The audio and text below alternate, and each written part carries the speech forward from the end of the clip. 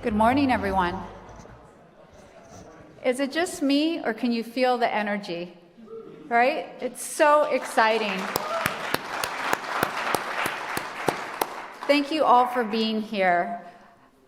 My name is Natalia Molina, and I am the Interim Research Director here at the Huntington Library.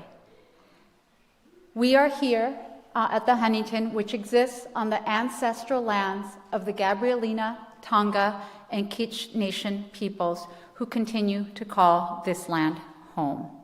Before we begin, I'd like to just address a few housekeeping issues. Please note eating or drinking in the auditorium except for water. The exits are located in the middle of the auditorium here.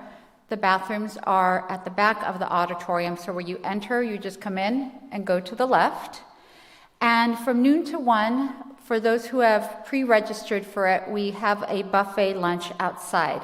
There are a few lunch tickets left, so if you'd like to purchase lunch for the buffet lunch, which we offer outside, please just see our registration table, our volunteers. We also have a cafe, a beautiful cafe, when you go out and exit to the left, the 1919 Cafe, that also offers a beautiful lunch that you can eat there or bring back and eat here. They also have cocktails, coffee, once the conference is over if you wanted to linger.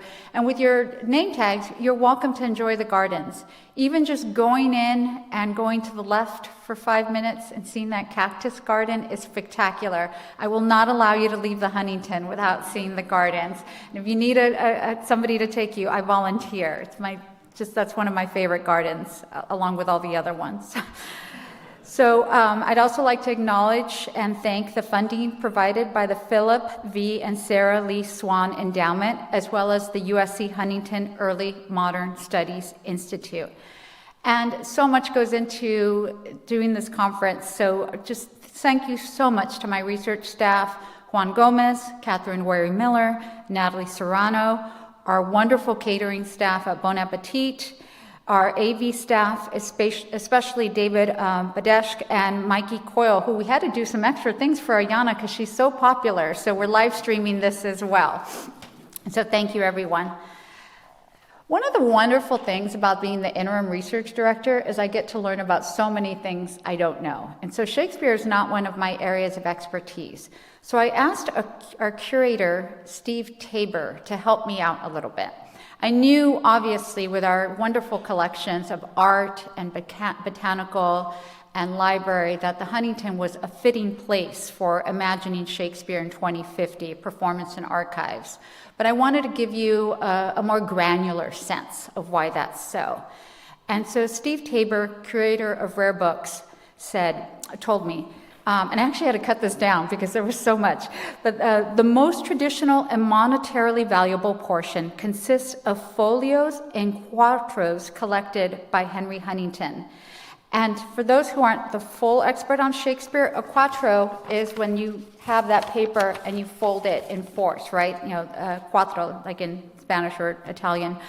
That 18 of Shakespeare's plays were printed during Shakespeare's lifetime in a small, inexpensive format called that quattro.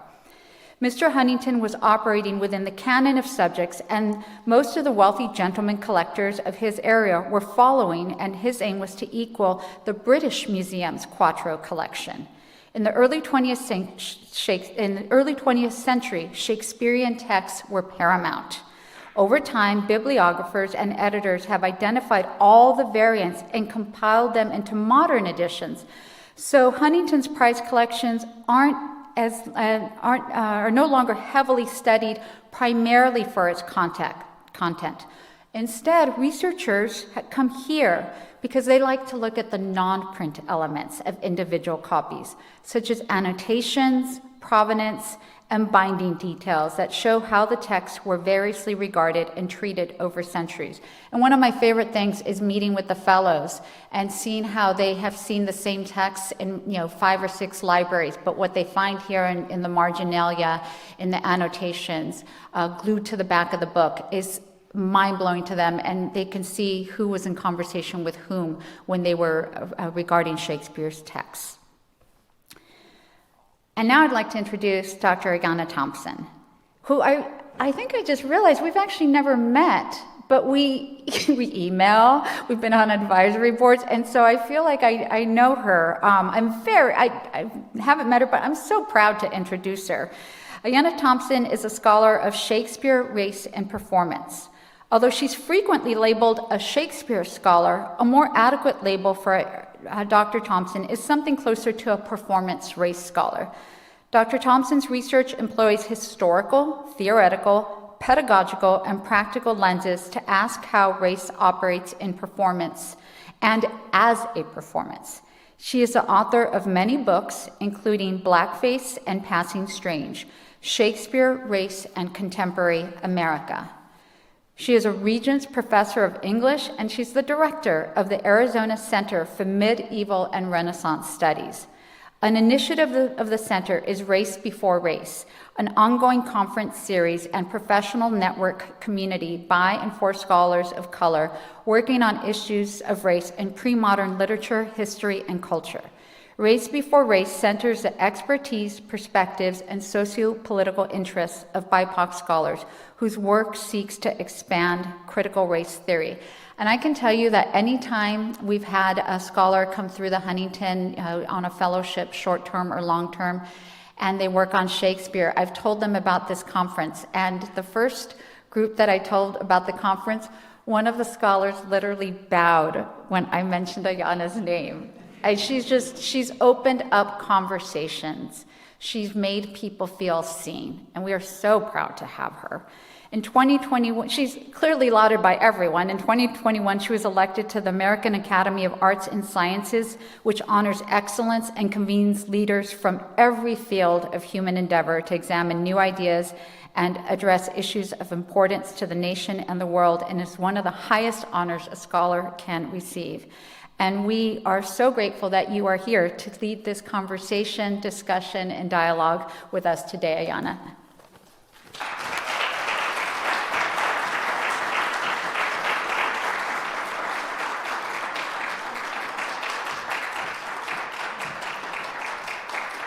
Well, I can't even express what an honor it is to be introduced by Natalia Molina, an amazing scholar and leader here at the Huntington. So thank you so much.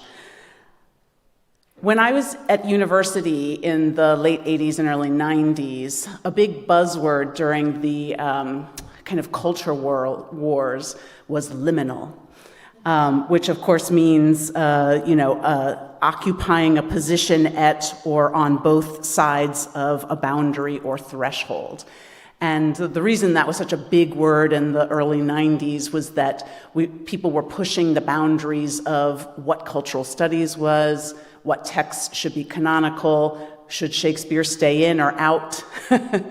And I remember a professor of mine, when I used the word liminal for like the 5th time in an essay, said, sometimes things are more liminal than others. I actually think this is one of those times.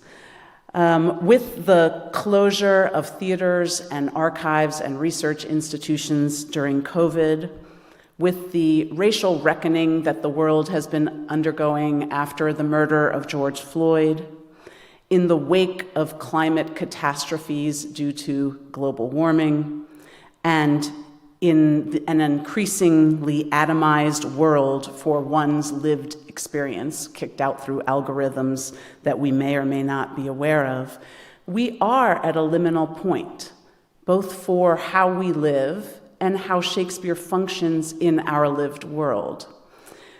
Shakespeare theaters and research institutions have been shaken up in this moment, and many are re-examining their institutions, their practices, their values, their principles. The people who are participating in this conference are the people who will set the agenda for Shakespeare in the next 25 years, both on the stage and in research institutions. They are the ones who will determine where we go in the next 25 years with Shakespeare. So I'm incredibly honored that they have given their time, thought, and generosity to this conference. I've asked them here today to think collectively, collaboratively, and creatively about how, when, where, and why we will turn to Shakespeare in the near future. And I've asked them to do this by speaking across the divide, the artificial divide, I think, of the practitioner and the researcher. So we have lots of conversations in theaters among theater practitioners, and we have lots of conversations in scholarly communities. Often those conversations don't intersect, and today I'm forcing the marriage.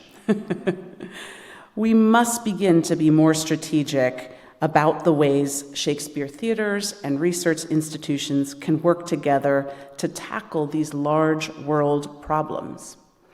So this conference is organized very differently than a normal Huntington conference, and I'm so grateful for the flexibility that the Huntington has allowed. Instead of individual papers, we will have 4 sets of dialogues. Today, the dialogues are segregated by their area. So the first dialogue will be about where we want Shakespeare to go in the theaters in the future, and the second dialogue will be where we want Shakespeare to go in our research in the future. And tomorrow, we mix things up, thinking about how we can intersect those visions, where scholarship and practice meet, diverge, can bring things together, can answer some of these big questions.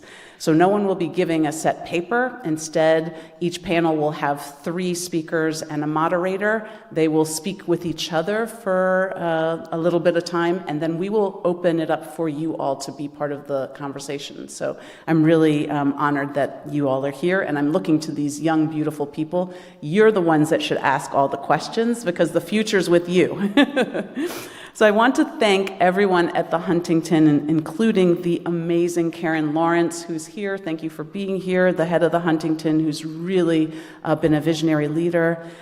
Steve Hindle, who's no longer at the Huntington, but who encouraged me to put this conference together. Natalia Molina, who's been a wonderful thought partner. Catherine Weary-Miller, Juan Gomez, and Natalia Serrano for being just great and effective leaders of the Institute. And I will turn it over to our first panel. The moderator is Ian Smith. The participants will be Carl Cofield, Barry Edelstein, and Erica Whyman. Ian will introduce our speakers today. Thank you.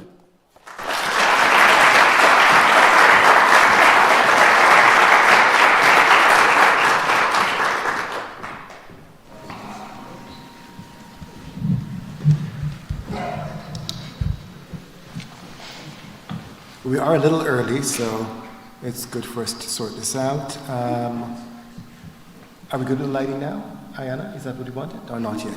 I hear it's coming. In the meantime, let me just say good morning. My name is Ian Smith. I'm delighted to be here. Ayana, thank you for inviting me and our participants to be here with you this morning. And thank you everyone for coming, and hopefully we'll have a great time in this, our first dialogue. Let me introduce the panelists who are here with me, and I will read the bios that I have, and hopefully we'll get a brief sort of jump start on who everyone is here. Carl Cofield, who's in the middle, right, is an award-winning director, actor, and educator. He has served as the Associate Artistic Director of the Classical Theatre of Harlem since 2018. For the Classical Theatre of Harlem, he has directed Twelfth Night, Seize the King, The Bacchae, Antigone, Macbeth, The Tempest, and Dutchman. He currently teaches and serves as the chair of the graduate acting program at NYU. He has also taught at the Yale School of Drama, Columbia School of the Arts, Manhattan School of Music, and the New School. He holds an MFA in directing from Columbia University and the rank of Black Belt in Brazilian Jiu-Jitsu. Barry Edelstein is Emma Finchie Viterbi Artistic Director of the Old Globe in San Diego, and is a stage director, producer, author, and educator. At the Globe, he directed Shakespeare's The Winter's Tale, Othello, Hamlet, Romeo and Juliet, All's Well That Ends Well, as the inaugural production of the Globe for All community tour, and during the pandemic, Hamlet on the radio, in addition to many other classics world premiere plays, and musicals. He directed The Tempest with the Los Angeles Philharmonic at Walt Disney Concert Hall. As director of the Shakespeare Initiative at the Public Theater from 2008 to 2012, he oversaw the company's Shakespearean productions, as well as its educational, community outreach, and artistic training programs. At the Public, he staged Julius Caesar, The Merchant of Venice, and Timon of Athens, and was associate producer of the Public's Broadway production of The Merchant of Venice, starring Al Pacino. His book, Thinking Shakespeare, is a standard text on American Shakespearean acting. He's also the author of Bardisms, Shakespeare for All Occasions. His podcast, Where There Is a Will, is upcoming from the Globe and Pushkin Industries. He is a graduate of Tufts University and University of Oxford, where he was a Rhodes Scholar. Erica Whyman is acting artistic director of the Royal Shakespeare Company. She joined the RSC in 2013 as deputy artistic director and is especially proud of her contribution to the company's new work, programming, to ensure the contemporary relevance of the repertoire and to the company's national partnerships with schools and theaters. She has a passionate commitment to collaborative leadership and to equitable, inclusive practice. In 2023, she will step down from the RSC to pursue a freelance career. Directing for the RSC includes Revolt, She Said, Revolt Again, Hecuba, The Seven Acts of Mercy, The Earthworks, Miss Littlewood, a museum in Baghdad, and in 2021, Faith, a citywide two-day event for the City of Culture in Coventry. Her own Shakespeare productions have been noted for their inclusivity and innovation. A Midsummer Night's Dream, a play for the nation in 2016, Romeo and Juliet 2018, and The Winter's Tale 2021. Filmed for screening on the BBC in lockdown. In 2012, she won the TMA Award for Theatre Manager of the Year and was awarded an OBE for services to UK theatre. In 2016, she won the Peter Brook Empty Space Special Achievement Award, and in 2022, she is the recipient of the Excellence in International Theatre Award from the International Institute of Theatre and Dance. She holds an honorary doctorate from Bristol Old Vic Theatre School. Please join me in welcoming our distinguished panelists this morning.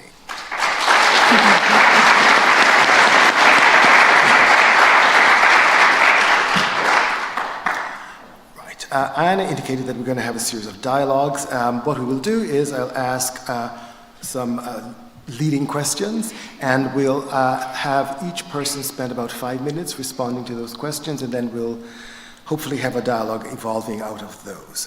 That's the sort of basic routine pattern.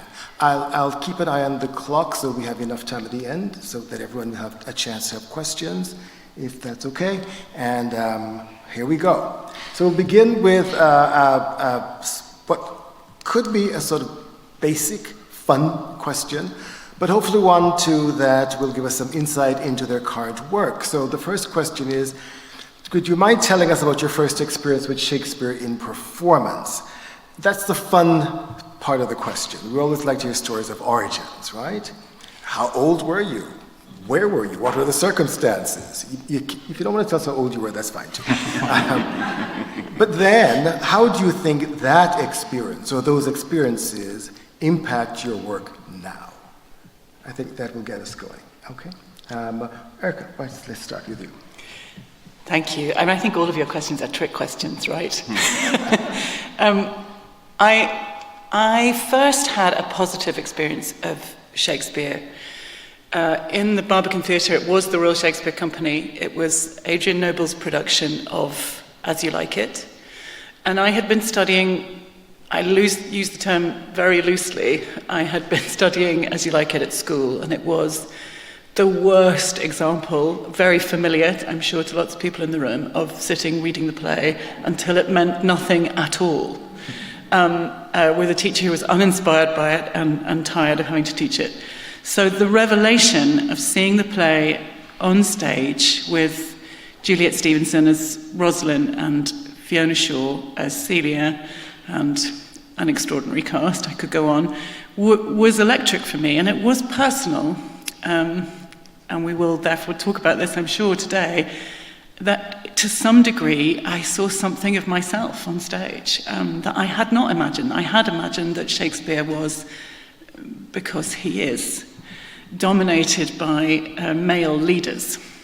And yet here were these two extraordinary women inhabiting the masculinity that is given to them by the play, or at least to Rosamund, in ways that felt freeing and playful and so intelligent, and a sense that they could change the world, and that they didn't know that until the play offered them the opportunity. So it was thrilling. But I wanted to mention one other experience I had around the same time. I was about 15. I saw a Romeo and Juliet, and it was set in the grounds of Windsor Castle, which feels like sort of haunted slightly through my life by the royal thing. But it invited us to come half an hour before the performance started, and so we were, and I didn't know that, it was a proper trick, and I was in a kind of fair, I suppose, that had a kind of nod to Elizabethan markets or something. It was very charming, and suddenly a fight broke out, and I really believed it. I really believed there was a fight, and that it was quite frightening, and nobody knew quite how to intervene. And then, sure enough, the play started, and that, I think, was just as important. It was a not great youth theatre production of Romeo and Juliet. If by not great, we mean how had they understood the text? But that visceral experience of the passions of the play happening to me outdoors was really thrilling. So those two things together, the sense of the power of the language, that I did find myself in the plays, and recognise that not everybody did, and the visceral power of that event around Romeo and Juliet. Wow. And so the other part of the question I was thinking about is how have those experiences impacted your work today, or continue to shape what you do today, or your thinking as you do work in theatre today? Yeah, all three of the things I've mentioned, I think, have had huge and lasting impact, including having a miserable time with Shakespeare at school. I think I'm passionate and committed to ensuring that first experiences of Shakespeare are not like that, are indeed about performance, are about emotion, are about feeling something, and about playing in the true and sincere sense of bringing things to life through theatre. I think that experience with As You Like It suggested to me that there was something about how the words can enable transformation that has stayed with me even when, my consciousness of how exclusionary our practices, not just around Shakespeare, but through performance, really are. I think it's a thread that keeps me excited by Shakespeare and other texts. That language, it offers us this possibility of freedom and transformation and a kind of questioning of who we are and what is possible, and that the limits that we have built around those ideas can be released by language. And that experience of Romeo and Juliet was very powerful for me, because I think a lot of the practice now at the RSC, but also myself as a director, in trying to start with how artists might really be of service to a community, might be in some sense able to release emotions that are really hard for us to navigate in so much of our public life, but also our private lives, and that the theatre offers a space in which we can do that there is a space where extremes of emotion, where violence is, we can navigate what those impulses are. That's really strong, I think, in my endeavour to work in partnership with community, both very young people, which of course Romeo and Juliet is so vividly about, but also adults. Like, how can we understand grief, hostility, rage, these emotions that are so much part of the reckoning that Ayana spoke about, which I would extend across a number of different areas of our life. Shakespeare enables us to have that conversation embodied. Could I have a quick follow-up to that, and maybe we can return to it later on? You spoke so much about language just now as being sort of an important part of the freedom. And yet, let's say as a teacher, and I am assuming just as an ordinary theatre goer, some might feel that there's a barrier to Yeah. the language in Yeah. Shakespeare. Could you say a little bit about the freedom that you imagine and understand there? Because you've worked with it such a long time. But what about the sort of student or the theater goer or the new person to Shakespeare? It might be something that's a wall for them. Could you say a little bit about that? Yes, for sure. And I don't take that for granted at all. I think that in a strange way, one thing that I've really enjoyed about my time with the Royal Shakespeare Company is being able to be in situations where you can tell the truth about those barriers. We work in hundreds of schools up and down the UK, and getting on for around 500,000 young people every year work directly with our artists to really look in the eye what it is that we find difficult in the language. And I think for me, this is reductive, of course, but it is about emotion. It's about finding what it is that the language might make us feel, just by saying it, just by hearing it, just by having it inside you, and not having it on a page to read. And I'm reflecting on that division that I think is really real between scholars and theatre makers, and that I wish would dissolve. It's so great that we're here doing that today, because it's the notion of these plays being very significant scholarly works. It's the notion, the perception of it, that can be so difficult. Of course they are 400 years old. Of course there are syntactical and vocabulary challenges in the work. But if we think of them as gifts, as tools, as things that if we hear them and we have a response to them, that response is entirely legitimate, then that freedom begins pretty rapidly. And I see that most vividly working with very young people who haven't yet absorbed a set of prejudices about the language. They have absorbed a set of prejudices about Shakespeare and the Royal Shakespeare Company, or, a whole set of perfectly reasonable prejudices about who this work belongs to. But they aren't actually frightened of the language until we make them so. And I will never, stop being excited by that sense that if you say it, something begins. A long time ago, I remember doing a workshop on Hamlet and using "Oh, that this too solid flesh" with a group of young men. They were maybe 14. They were very closed, as one can be at 14. And this speech, they wouldn't speak about it. They were very resistant both to the exercise and to talking about themselves. And we began just by speaking it together. And something almost alchemical started to happen that felt really fascinating to me about these words expressing some of what it felt like to feel 14 and closed and angry and frustrated with every adult in your life. And that has really stayed with me, that sense that's what I mean by freeing. Thank you so much. Carl, might you respond to that question about your first experiences with Shakespeare and the impact that might continue to have on your work and your life today?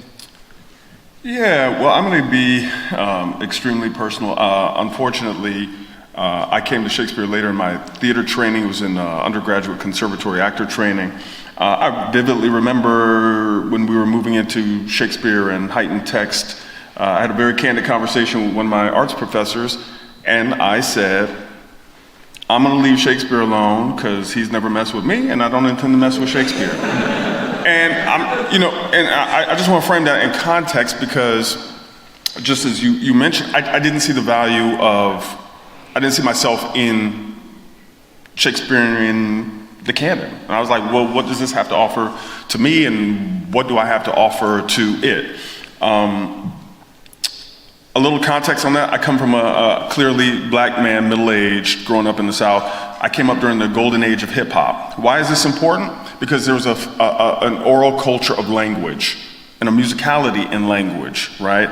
And sort of turning phrases, being pithy and double entendre, all these things that were sort of second nature in a lot of the music that was influencing me. I was given permission to have that same eye with Shakespearean text. For me, I remember a pivotal moment when we were in scene study class and we were doing, I forget which a deep dive on one of the soliloquies. I believe it was Hamlet's To Be or Not to Be. And it was a moment where the light bulb came on, where I said, what Hamlet is going through at this moment is exactly what Public Enemy is talking about in It Takes a Nation of Millions to Hold Me Back, Black Steel in the Hour of Chaos. And for me, that was the game-changing tipping point that allowed me access to use my imagination, right? So I'd come up always hearing, paying lip service to the Shakespearean elasticity. You could put Shakespeare on the moon. You could put Shakespeare underwater. You could do all of this. And that was the moment I said, well, let's see. Let's really see if this holds up to the test of time. So from that moment of one, I think there's two, at least to me, very valuable things in that moment, was an artistic educator seeing something in me that I didn't see in myself. Game-changing moment. Game-changing moment. So for all the educators out there, I would just say, your presence and your words have a profound impact, right? And so being mindful of that when we interact with people who haven't interacted with Shakespeare before, or even more so, different texts, heightened language text, new texts. So then in practice, right? So for the young black boy who was like, yeah, I'm not really feeling heightened text or classical text, I come to New York, chasing my dreams with a suitcase and, big eyes looking around the city. And one of my first professional jobs was working with John Houseman's The Acting Company. For those who aren't familiar with it, John Houseman and Margot Harley took the first graduating classes of Juilliard and NYU and all these other places, and got a collective of actors to go around the country, around the United States, taking classics, heightened text to places where they didn't have access to it. So you were thrust into a repertory company, right, working on new plays by Lynn Nottage, by Shakespeare, George Bernard Shaw, all of that. And I was cast in Henry V,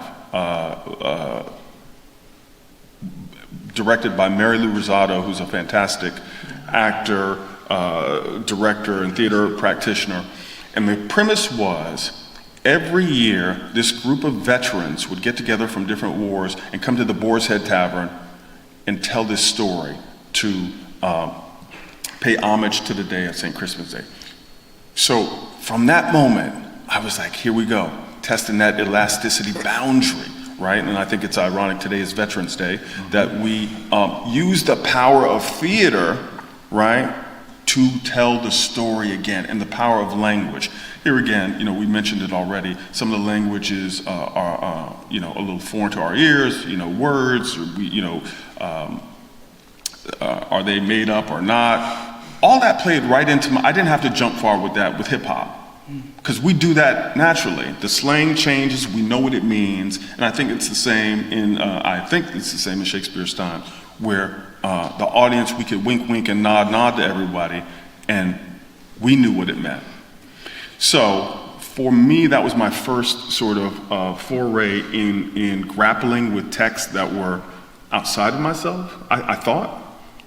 But the closer I interrogated it, those stories are just as mine as anybody else's. For me, Falstaff is my uncles in the barbershop who can really go on a tear, have a nip, and as we say down home, they add yeast to the story, and the story grows bigger and bigger and bigger, and that's mine.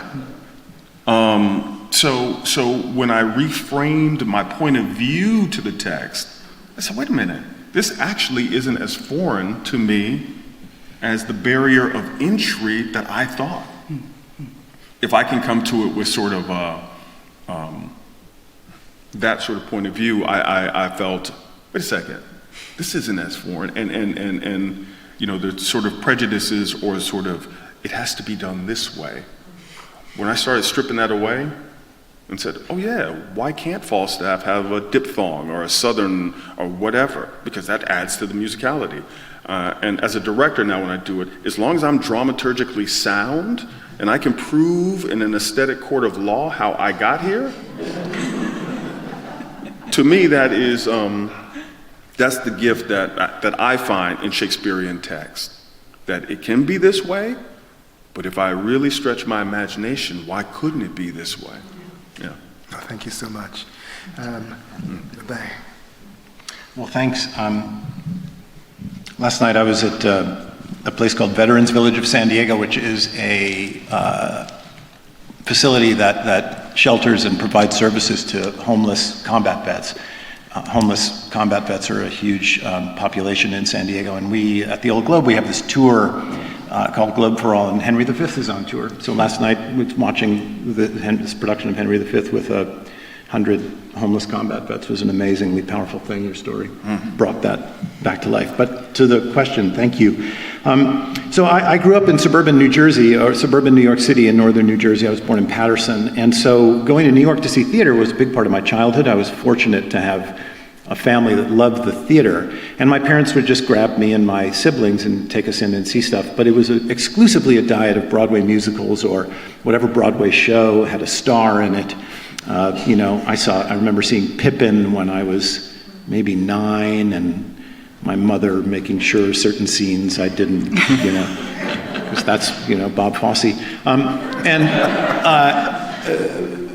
But it was really that. It was really the commercial theater in a sort of 12-block section of Midtown Manhattan. And my first exposure to Shakespeare was in a junior high, maybe English class that was sort of custom designed to repel me from any further interest in Shakespeare at any time. But because of that proximity to New York City, the theater program at this public high school was taught by theater professionals from New York who suburban teaching was their day job while they were supporting their theater habit. There was a really charismatic theater teacher, Thomas Ratson, may he rest in peace.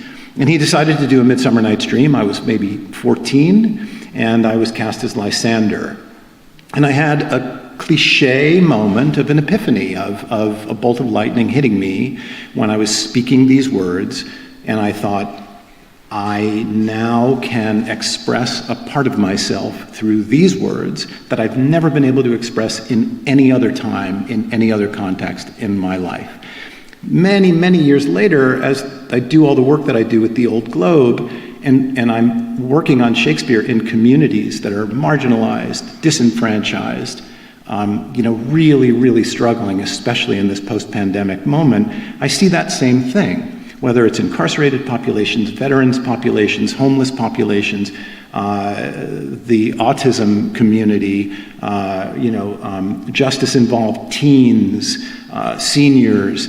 It's that very same thing, which is finding a means of expression through this 400-year-old language that they have not been able to find in any other place. And that same bolt of lightning that happened to me when I was 14, I see happening again and again and again and again in population after population after population. So I really can trace a direct line from that 14-year-old boy saying, the course of true love never did run smooth, and to a guy I was just talking to a couple months ago who's been at Centinela State Prison for 30 years, having that same moment. And that's been the thread that has carried me through my professional life in Shakespeare that I very clearly know started in that public high school with a charismatic drama teacher who helped me have that moment of contact with Shakespeare.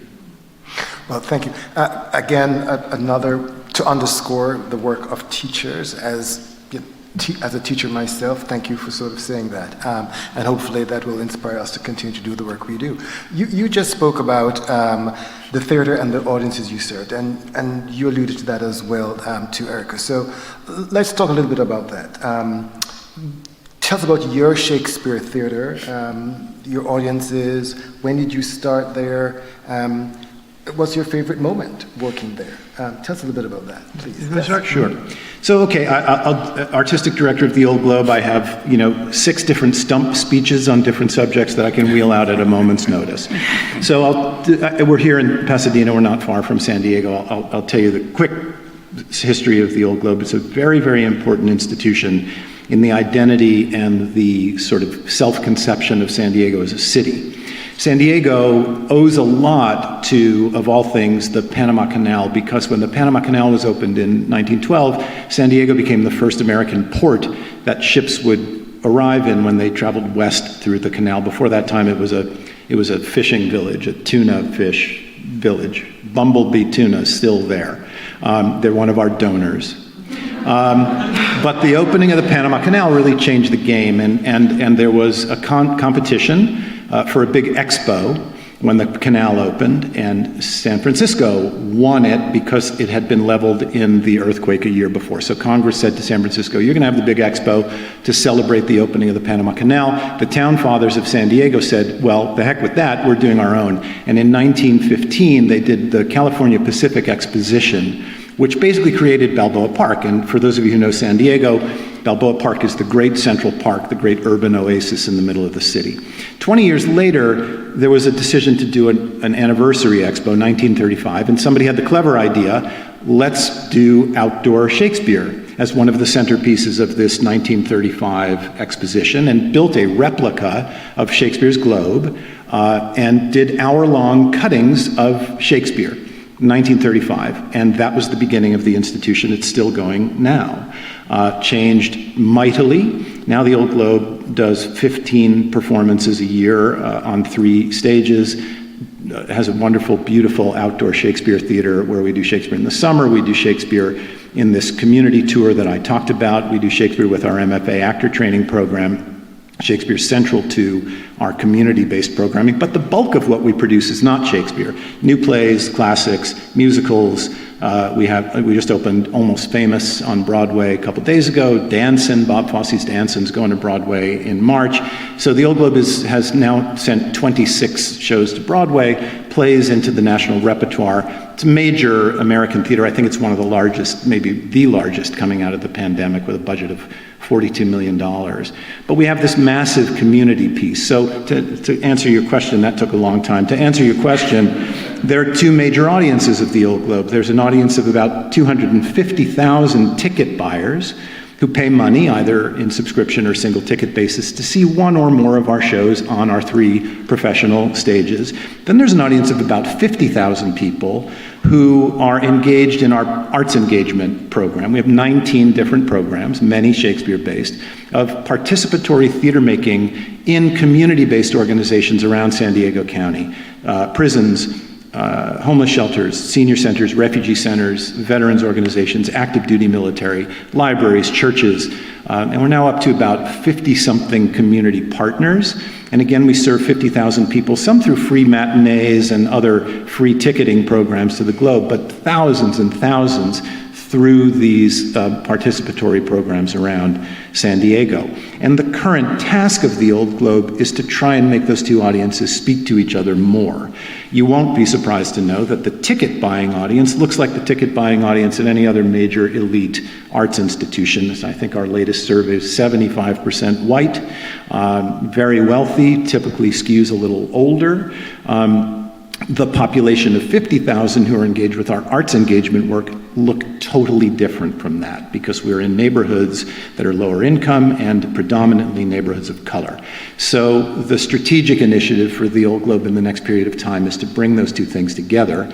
And I'll end by saying, Shakespeare seems to be at the fulcrum of connecting those 2 audiences, because Shakespeare's cultural position that he occupies allows him to become a doorway for the populations that we're working with in the community to step through and meet this big cultural institution. On the other hand, Shakespeare, and I've learned this about Shakespeare in American life, really has been a magnet that has brought communities together. So, in early 20th century New York, you had a Yiddish Shakespeare theater, and you had an Italian Shakespeare theater, you had a German Shakespeare theater, you had English language Shakespeare theaters. These populations had nothing to do with each other, often couldn't stand each other, but where they met was in their conversation in Shakespeare. And that's what we're absolutely finding in San Diego, is that the place where all these disparate communities can meet is in Shakespeare, and that's where we're applying our energy for the next period of time. So you talk about trying to bring these 2 audiences together and have them meet. As artistic director, did this initiative begin under your tenure? And how successful has it been? In other words, it's good to hear that you're doing this. what's been the traction? What has been the success so far? Great question. So I've been at the Old Globe for 10 years. 10 years next week, as a matter of fact, which is kind of amazing. And I was at the Public Theater in New York before that, where I was doing this work. We created the Public Theater's mobile unit while I was there, which is this Shakespeare production that goes to all those institutions that I named before, but in New York City. It's modeled after Michelle Hensley's 10,000 Things model in Minneapolis. If you don't know 10,000 Things, you should Google it. Fantastic. When I was at the Public, we were trying to revive Joe Papp's mobile Shakespeare unit, and this was the form that we came up with. So when I went to the Old Globe, I said, let's do that. The Old Globe had an education department, very tiny budget, worked a little bit with schools. There were a few experiments over the course of its history to try and do Shakespeare in the community or theater in the community. There was a Spanish language Shakespeare in the 1980s for a couple of years. It didn't really go anywhere.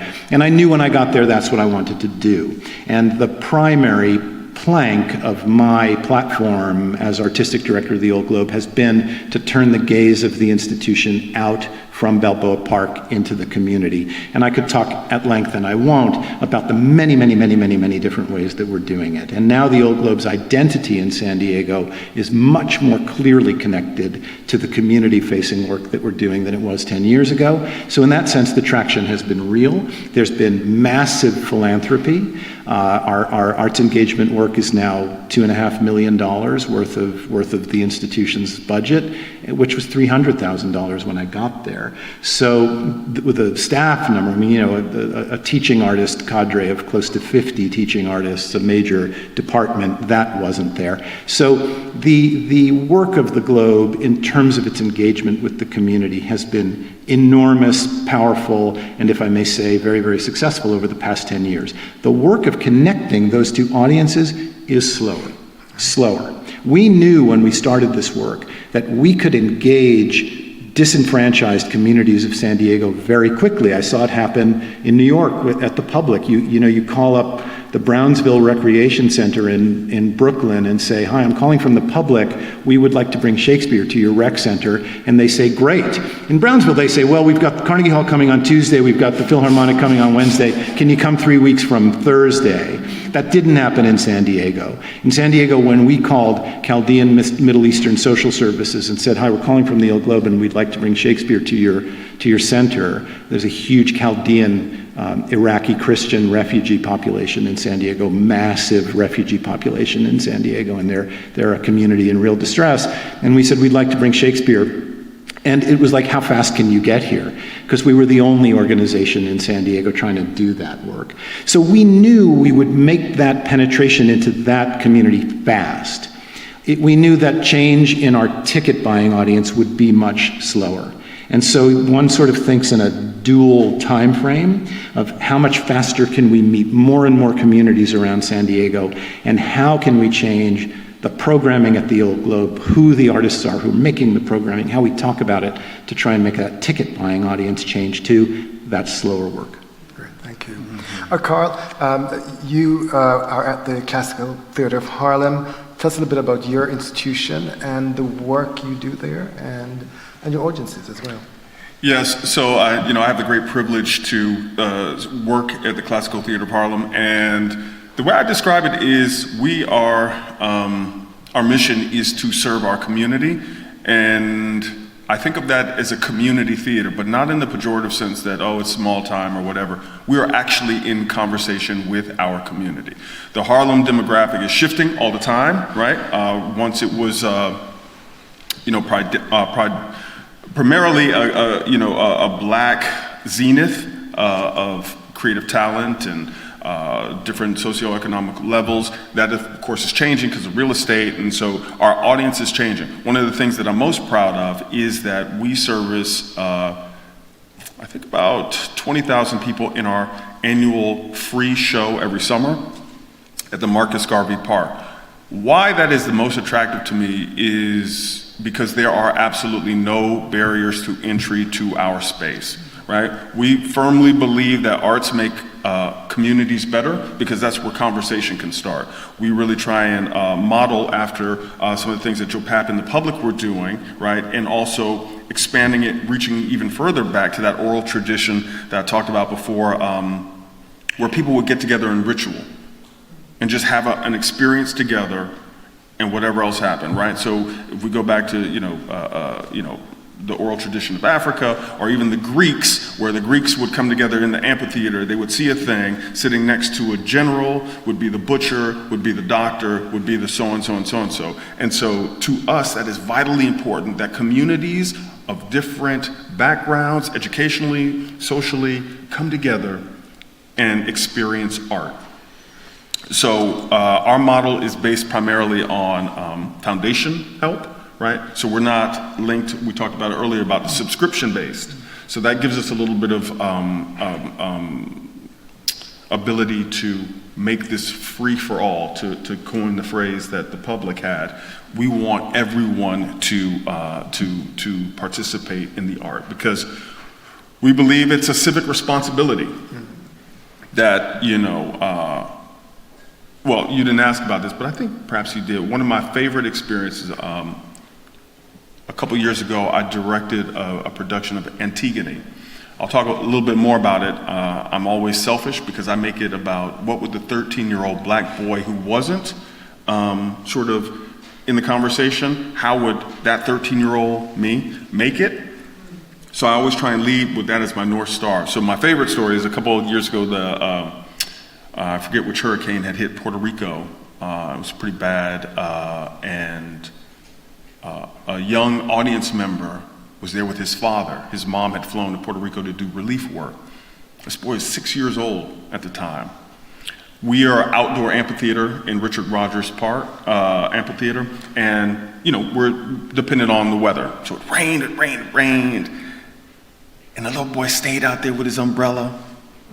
Closing night, a young woman came up to me and said, "I just got to thank you.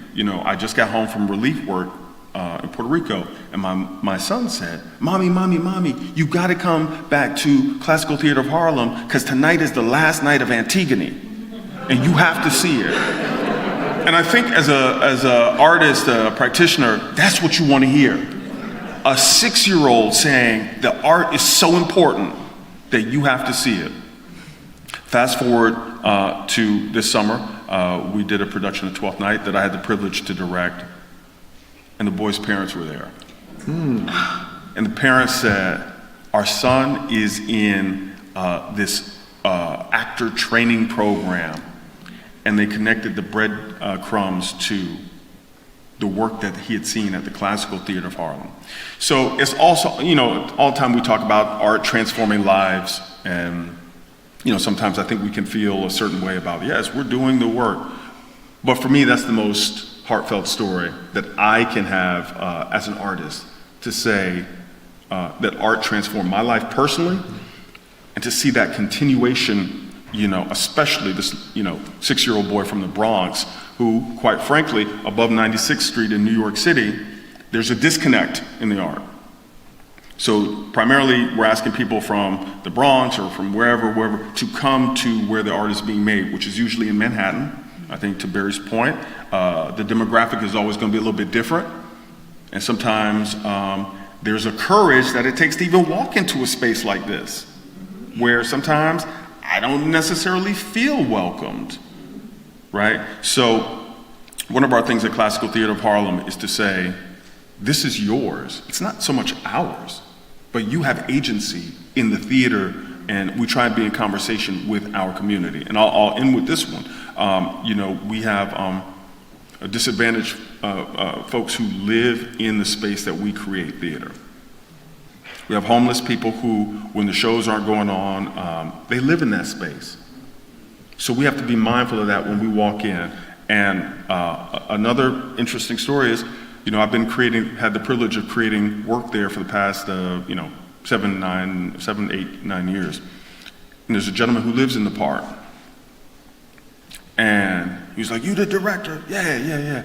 Well, last year when you did Bacchae, I didn't get when Dionysus came down. And I was just like, yes, yes, tell me more, because it's not just about the patron who spends $200. Your opinion matters. Yes. And how you interact with the art is valid. And since the gentleman lived there, he had seen all my work and could say, well, actually, this was less successful. And it's real. So those are two experiences that I value. Well, Erica, you are at the REC, so we think we know a little bit about the REC, some of us, but maybe you'll give us some insider stories there. Yeah, it's so powerful hearing you both, and I recognise lots of things in what you say. I need to acknowledge that Gregory is here, who has been the artistic director in the last 10 years, and you'll hear from him tomorrow, so I'm not going to attempt to tell you the whole story of the REC, but I guess one thing I feel is very important in terms of my relationship to the organisation is that it's a theatre that was founded on modernity, and that is often lost. I mean, it's lost immediately in its title, right? It sounds like it's been there for 400 years, but actually it's founded on principles of what it is about Shakespeare that matters now, and how we set Shakespeare's work next to new work by living writers. And I very much recognise the challenge that Barry lays out. So when I joined the organisation, it's a very proud tradition of, as I referenced before, working in school, really getting young people on their feet, and also getting our resources to be meaningful and at best inspirational to teachers, so that teachers feel that they've got a place where they can really gain the resources to be that great educator for those young people. It's been a very important part of our work, is enabling teachers to feel they have a home both in Stratford and also wherever we are in the country, and that they are, in fact, the key channel to that work in school, in classrooms. What's changed over these 10 years, so to explain something that might be obvious, we're in South Warwickshire, we're in a rural setting, an enormous and wonderful theatre in a small market town, a town that has not always loved its most famous son, and we are not well connected to the cities. So we're only 25 minutes from Coventry and a little bit longer to Birmingham. Both cities, very diverse populations in every possible sense, both with multiple economic challenges. Birmingham and now Coventry, extraordinary cultural scene of their own. So in terms of reaching a local audience that genuinely is representative of the society of the UK, we have some of the same challenges that Barry lays out, which is that our audience is somewhat more privileged than that. And changing that, I think, is something that I feel right now the organisation is more committed to than ever before, saying actually the work that we do nationally is much more successfully engaging with communities and the audiences we see. So we have a network of theatre partners. So those are UK theatres, English theatres, I should say, in fact. They're not the partners because of our funding structures can't be in the other nations of the UK, which is something that we would like to change. So English theatres, who are some of them producing theatres, many of them are not. They are very under-resourced. They're all in areas of multiple challenge, economic challenge, socio-economic challenge. And each city and town has a different demographic, and I'll give a couple examples in a minute of the kind of communities we work in. And I guess what we have found by really, really meaning partnerships, so it's not saying we are the RSC and we're going to, we'll ring you up, these are our resources, which is perhaps what we used to do. We're going to bring a tour, that's what we're going to do. We've done it, in lots of inventive ways. We've been in sports halls, we've been in spaces that didn't have any kind of auditorium. We've built one. Now what we do is say, are we of service to you? If not, that's absolutely fine. And if we are, what might that look like? And to really begin from where that theatre and their relationship to their communities is. So an example in Blackpool, which is a relatively small town on the northwest coast in England, and it has really serious economic disadvantage, and that has translated into really tough educational conditions.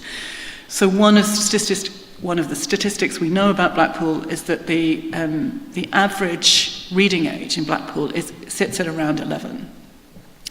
And it sits on the coast, and there are, the majority of children in the schools in Blackpool haven't been to the seaside.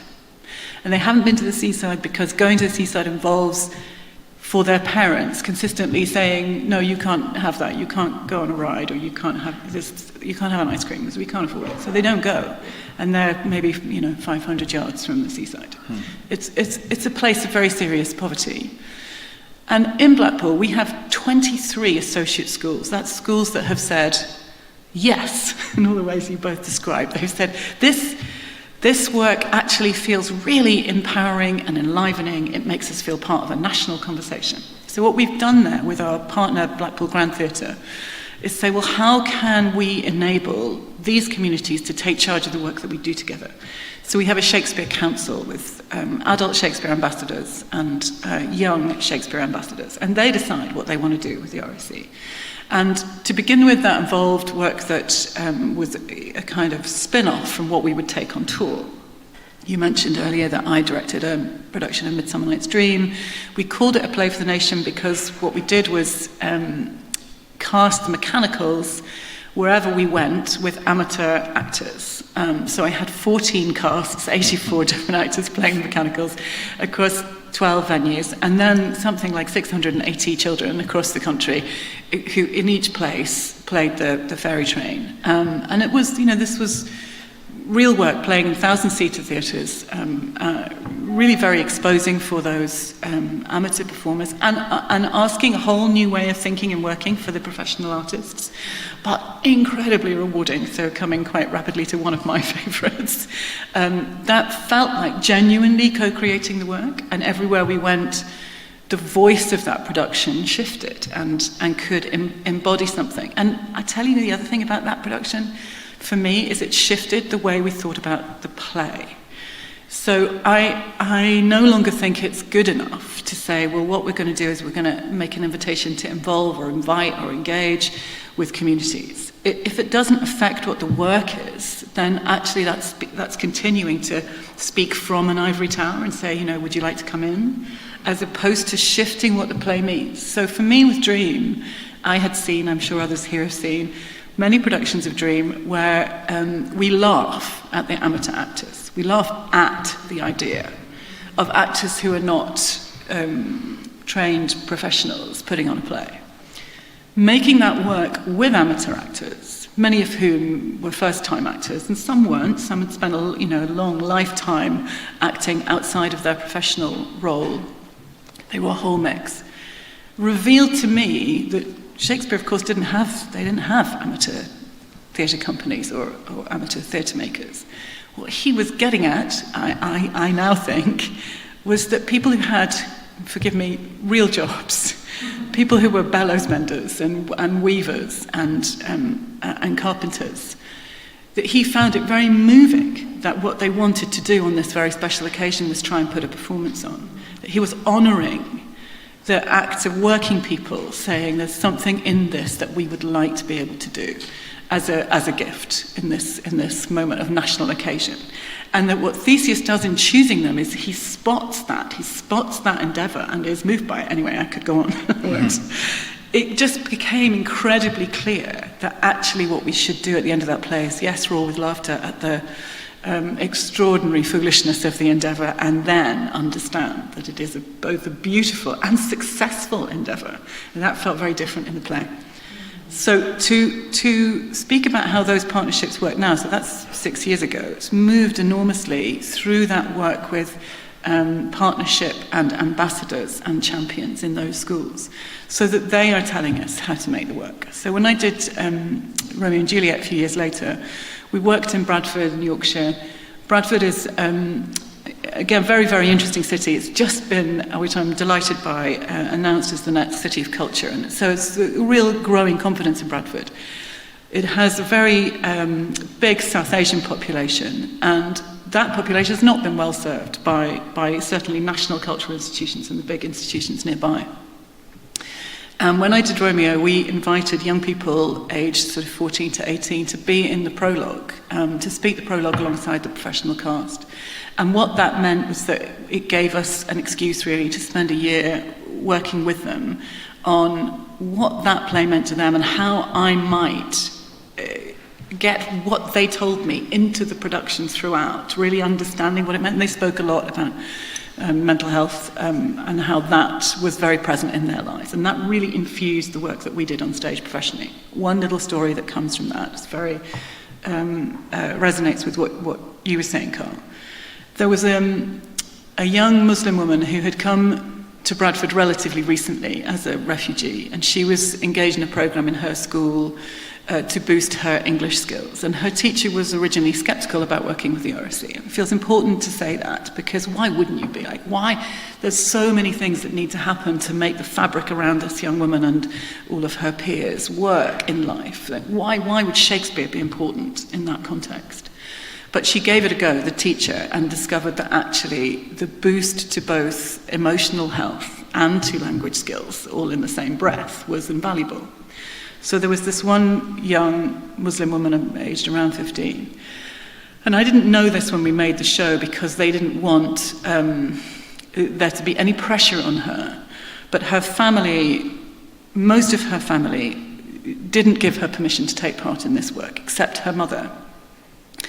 And it was so powerful to her to be part of this production on the main stage at the Alhambra. It's a beautiful Victorian theatre, again, about 1,000 seats, that her mother would smuggle her out of the kitchen every night, the excuse that she was doing the washing up, and get her in a taxi and get her to the Alhambra and get her back in time, that her brother and her father didn't know that that's what she'd done.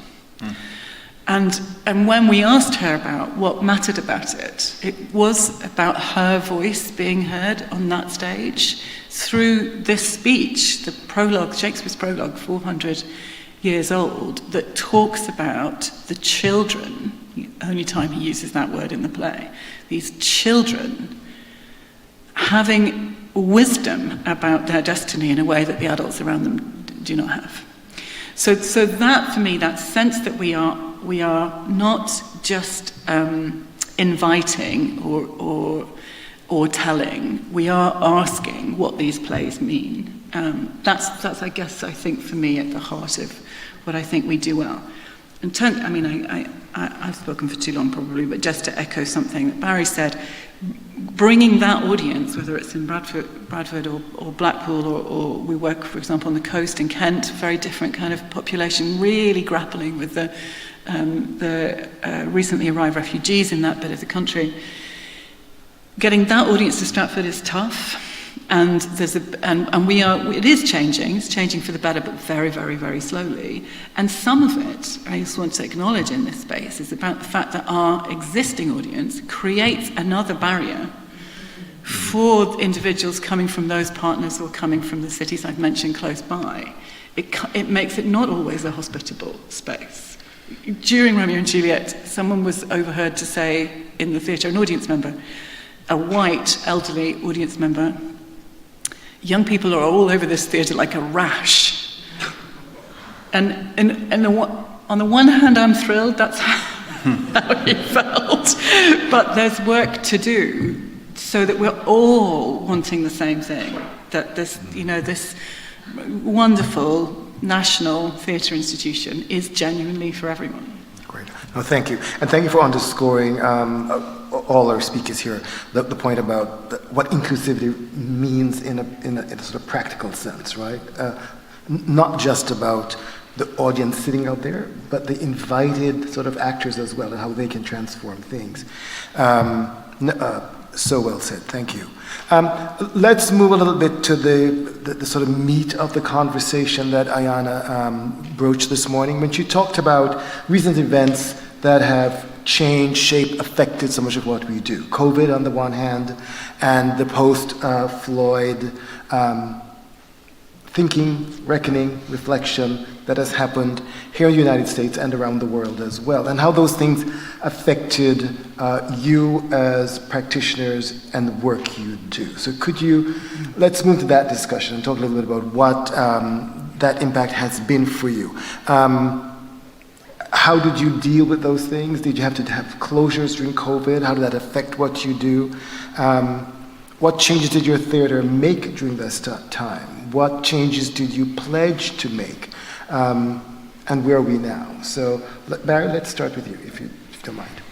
Sure. There's this sort of dual brain of being an artist who, I have an artistic practice where I make productions by Shakespeare and other writers, and I write about Shakespeare, and I think about Shakespeare. Then I have this other consciousness as an arts administrator. I'm the head of a large public institution.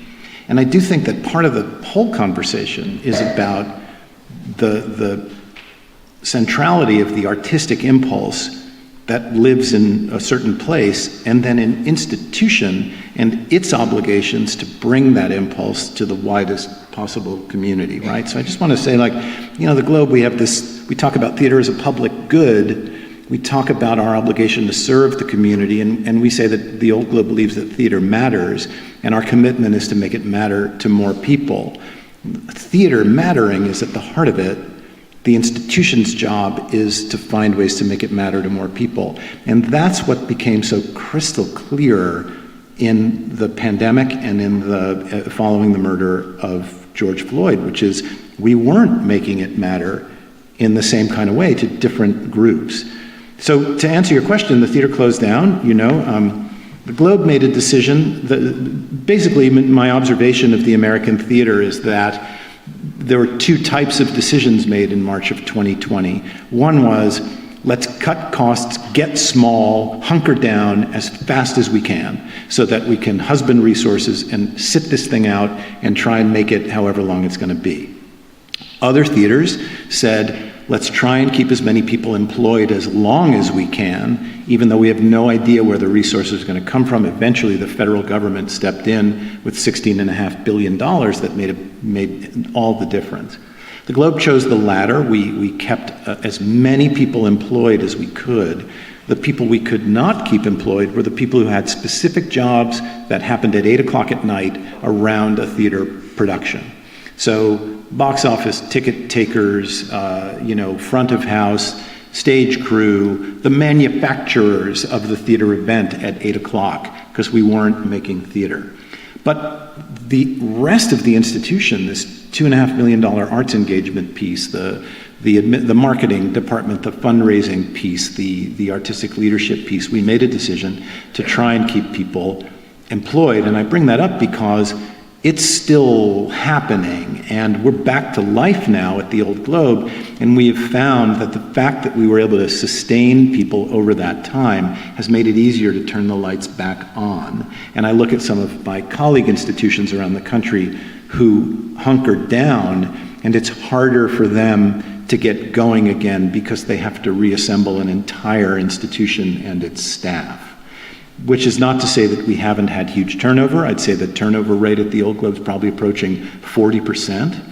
And that brings enormous cultural challenges, how you run an institution when there's no more institutional memory, and how to onboard people. Then all the other workplace issues about how to balance remote work with in-person work, how to balance quality of life issues that the workforce is so much more clear about and rightly insistent upon than they were in 2019. So it's all still going, it's all still going. Thank goodness the Globe's back. Audience members are coming back. The pandemic in Southern California, at least in San Diego, the numbers are such that people are feeling comfortable coming back into theaters now. And so from an audience perspective, we're down only about 2% over 2019. It's kind of a miracle because I have data from around the country that people are down 40%, 35%, sometimes more. That's not the experience at the Old Globe. I think it's very specific to what that place means in San Diego. The other piece of it, of course, was the murder of George Floyd. The Globe, because of our community-based work, had meaningful and actually real relationships with community-based institutions in communities of color around San Diego. And because we had some very senior staff members who were Black, we had very deep relationships specifically with the Black communities of San Diego at that time.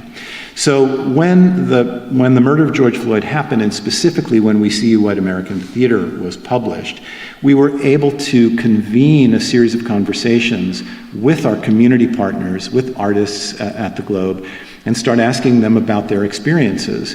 And we began a process that culminated late in 2020 with the publication of a document that I point you toward. It's on our website, called our Social Justice Roadmap, which is a 4 or 5 year plan to reform the operation of the Old Globe in every way, 9 areas of the operation, from how we recruit and hire, to how we talk about ourselves, to how we raise money, to what kind of art we make, to who makes that art. The board, I'm making this very short in the interest of time, the board ended up committing $2 million of Globe resources to executing this plan over 5 years. Just a month ago, the Globe hired its first Director of Equity, Diversity, Inclusion, and Access, a position that had never been in the organization before.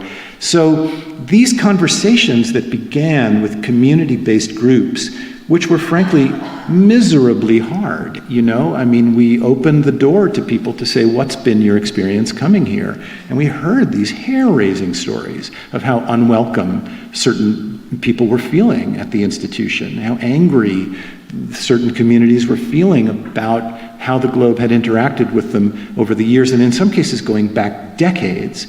And it was really, really hard. But we sort of dug in and said, look, we want to change, and we are really sincere in our determination to change. And so the institution adopted this document, and we're pursuing it. And we're making enormous changes, too fast for some. And we've had a real, I won't quite say an exodus, but we've had some people turn their backs on us and say, we don't want to see you change this place in that way. You're making me feel like I don't belong anymore. And some have left with their money. Some, I'm sorry to report, weaponized their philanthropy on the way out to try and stop change. Those people have largely been replaced by members of the community who hadn't seen themselves at the Old Globe, who now really want to be there. And so it's just this moment of change, and this moment of transition, and this moment of churn. And we try and keep turning back to this fundamental commitment about the Globe believing that theater matters, and our institutional commitment to make it matter to more people, to try and make that real. And we're doing okay in some areas, we're struggling in others, but we've really made an institutional commitment to change. And as messy as it is, there's real measurable progress being made. Our board looks completely different now than it did then. Our program of work, I encourage you to check out our website. We just announced our program for 23. It looks extremely different than it looked in 2012 when I first got to the Old Globe. You know, the place is changing, and I think moving in an interesting and productive direction, and we're just trying to stay focused on this idea that there is art here, and then there is an institution around this art that has an obligation to serve. Thank you. We do recall that New York City was hit very hard, in some sense, by the COVID. So, Carl, tell us a little bit about what happened in your experience working in that city with the... Yeah, obviously, you know, it was it's challenging. One of the saving graces Eric and I were talking about before is that the Classical Theater of Harlem model isn't based on real estate. I think this is important because when everybody was shutting down, we didn't have to feed the monster that is the mortgage, right? So we didn't have to sort of pivot and make concessions or anything like that. I'm happy to report that during COVID, we didn't have to lay anyone off. We boosted support for our employees and artists, and tried to create venues where the art could lead us, right? And I think the classic pivot would be Zoom, and I'm sure we're all, a little bit of Zoom theater goes a long way. But much like most artists at Classical Theater of Harlem, we're artists first, so we improvised, we adapted, and we tried to overcome, right? And I think that's one of the great things of an artist's mind, right? The challenge is presented, you get small groups of teams together to figure out possible ways forward, which we do in rehearsals and leading institutions. So from that vantage point, we were very fortunate. We were able to feed two birds with one seed. We weren't able to lay anybody off, and we were able to continue to serve our community through an immense time of need. I think, I'll speak from the eye, in isolation, you really gain a new appreciation for the ritual of theater, coming together in community, being together to witness a story and digest a story. And we were able to do that. I gotta also note that our model is based on an amphitheater outdoors. So that gave us some leeway. So when it came to social distancing, some of those challenges, we were able to integrate and sort of pivot pretty seamlessly. The second part is a little tougher for me. As I watched the conversation about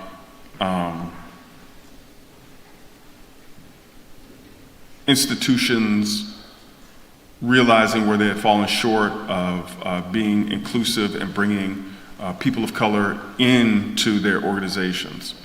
There was lots of monies and a lot of fanfare about appointments at theaters, prominent theaters, appointing associate artistic directors and doing this. If I'm completely honest and candid, there was a little heartburn because our institution has been doing that from day one. And there was no fanfare. We didn't get an extra PPP loan. And so then it begs the question from a spectator point of view, then what are we really valuing? If you're really insistent on that and that's important to you, then you should lift all ships. Yep. But I think it's unfortunately, that's something that we've always had to sort of deal with and make our own sort of, celebratory or, whatever. It saddens me to hear what some of my colleagues are going through. My colleague and friend Nataki at Oregon Shakespeare Festival is under immense pressure now about change, because the funny part is people always clamor for change until change affects them. Now it's a problem. So witnessing where we are, I do celebrate it on one hand because the conversations are long overdue, right? Long overdue. But the work to really change is hard. It's hard, and it requires you to go deep within yourself. And I think to Barry's point, to see people, forgive me the pun, people's true colors and weaponizing what art is and how they think art should run. So anyway, I won't lower the temperature of the room by my personal opinions on where we are. We have made tremendous strides, but we got a lot of work to do. And for me, the North Star is always going to be leading with the art. Yeah. Thank you. And of course, we'll circle back to some of these issues later on, if not during our conversation, certainly with the audience. Erica, a little bit about in England. I mean, how did this work? Yes. Yeah, and may I start by saying I don't think, I think it's good to lower the temperature, right? It's really tough to make the change that really needs making. To speak about COVID briefly, we were pretty badly hit as quite a big organization. I recognize all of that about having to kind of feed the monster. One thing that was very debilitating, and maybe this is personal, Greg may have a different view, but the one role that a national institution can play, as I was referencing before, is sharing our resources and really being able to if not take all ships with us, nonetheless, in some sense be of service to our artists, to our partners, to organizations that are much smaller and more fragile. And suddenly it was like, being on the Titanic, saying, okay, the trouble is we're going down too. So that everything being recalibrated. I think there are many things about that will be very positive in the UK, that it has shifted some of the understanding of what is an institution for. We need to be able to answer that question and take none of it for granted. But we're in no sense there yet. A couple of things that we did, we built a theatre outside in order to be able to get going after many, many disappointments and hoping we would get back sooner. And we worked with the communities that I've spoken about and more besides across the country to find other ways. There's a very beautiful film online with a group of people in Blackpool actually who used the Henry V speech with some of our actors, all constructed on Zoom, to enable them to have the courage to go out their front door for the first time at the end of lockdown. You know, that sense of kind of repurposing the work.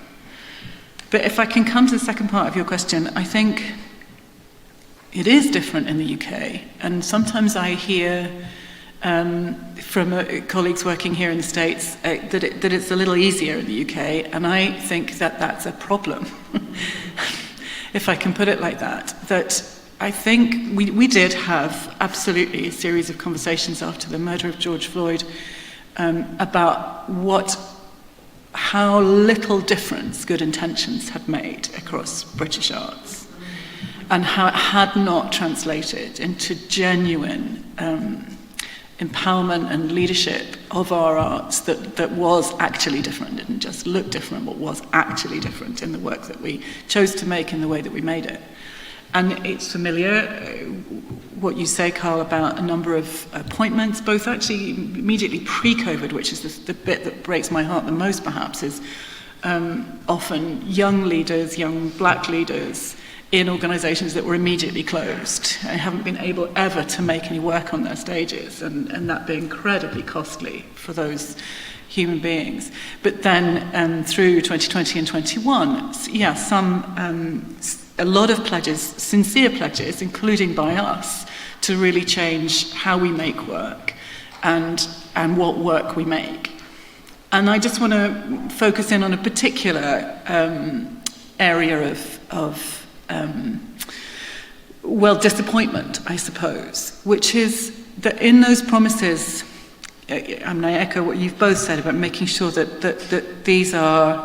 they're not just sincere promises. They have an understanding in them of what concrete change actually looks like, what getting out of the way actually looks like, what celebrating the work of artists of all marginalised backgrounds have done for so many decades, and not just getting excited and seduced by the novel.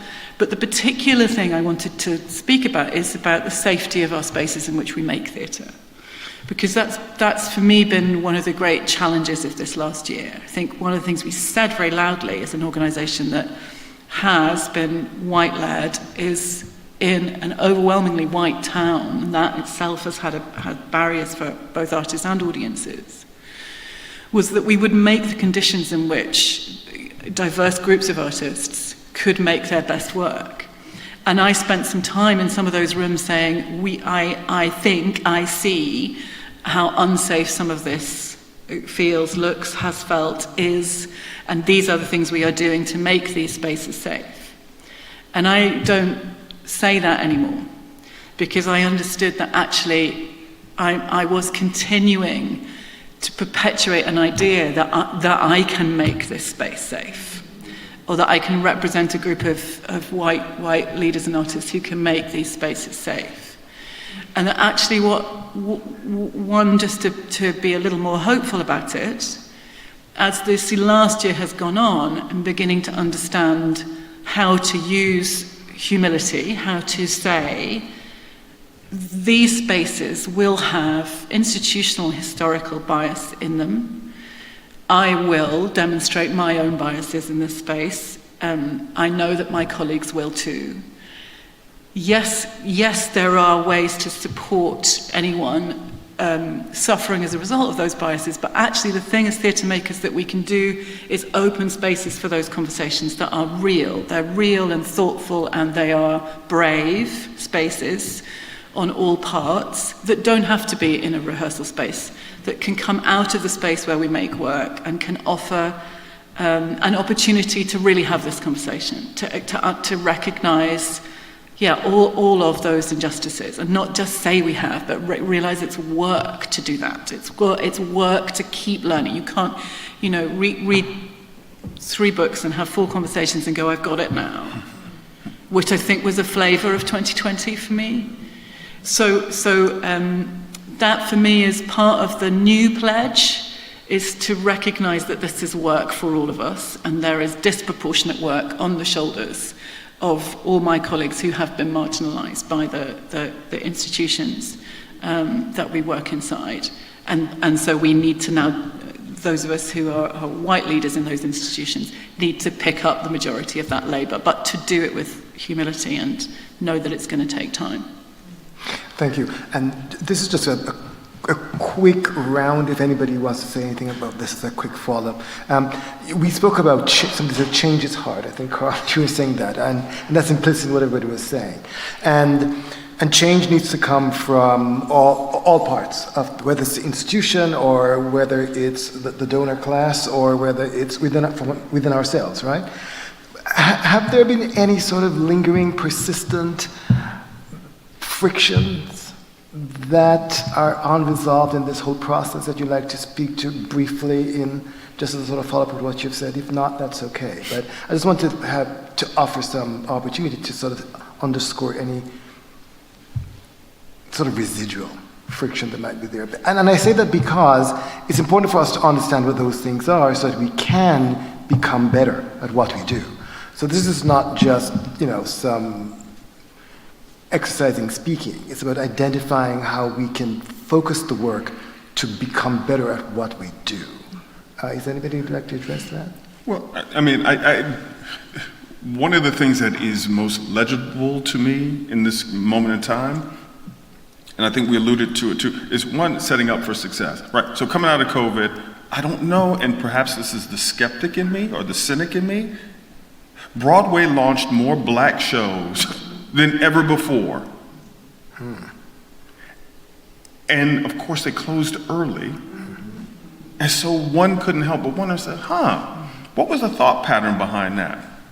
Because the cynic in me would say, you've presented an opportunity, so therefore you can absolve yourself later on. So, well, we gave you the opportunity, but the numbers don't match what the thing was, so sorry, 10 more years. Yep. The more optimistic in me says, and bringing it back to Shakespeare in particular, we had 3 Shakespearean shows in New York City running simultaneously that celebrated Shakespeare, the Black experience. We had Fat Ham, directed by Saheem Ali at the Public.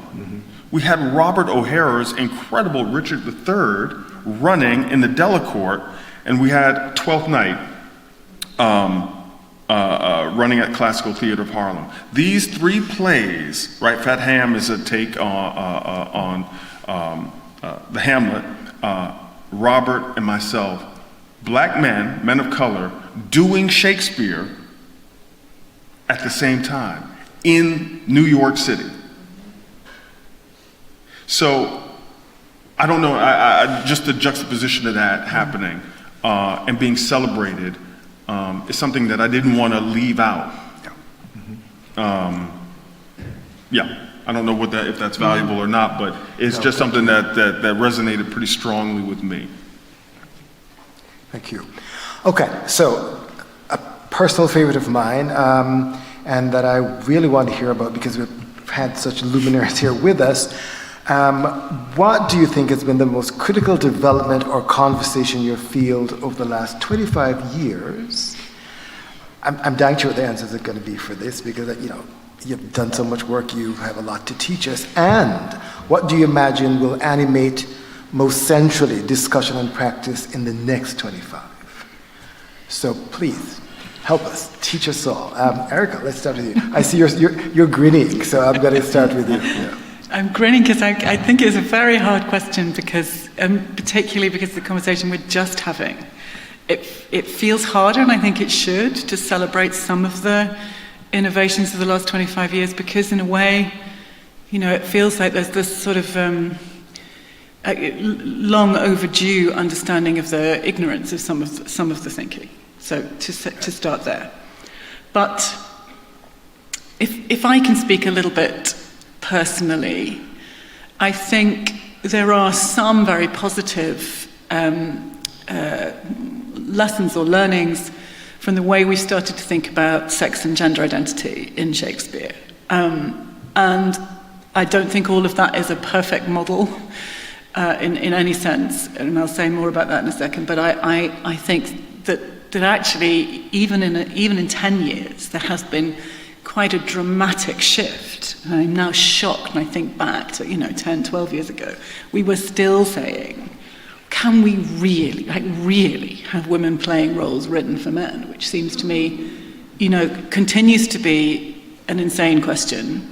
It continues to be a question, and we've just announced Alex Kingston to play Prospero in The Tempest. We've had a number of brilliant women playing Prospero, and I really do get quite a lot of, this woke madness. Really? That's woke madness? And also the question, we've seen that. Why are you doing that? We've seen women playing Prospero, and we'll see it again. So I don't want to suggest either that the work is done, but it feels as though there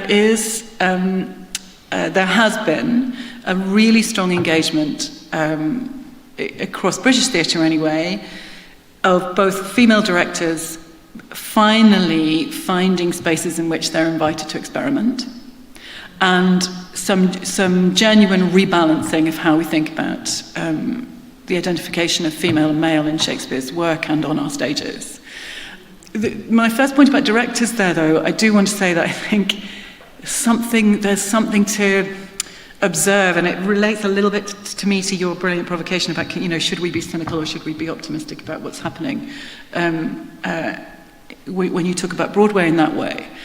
So there has been, I think, a really amazing set of brilliant directors in the UK, female directors finding their voice with Shakespeare.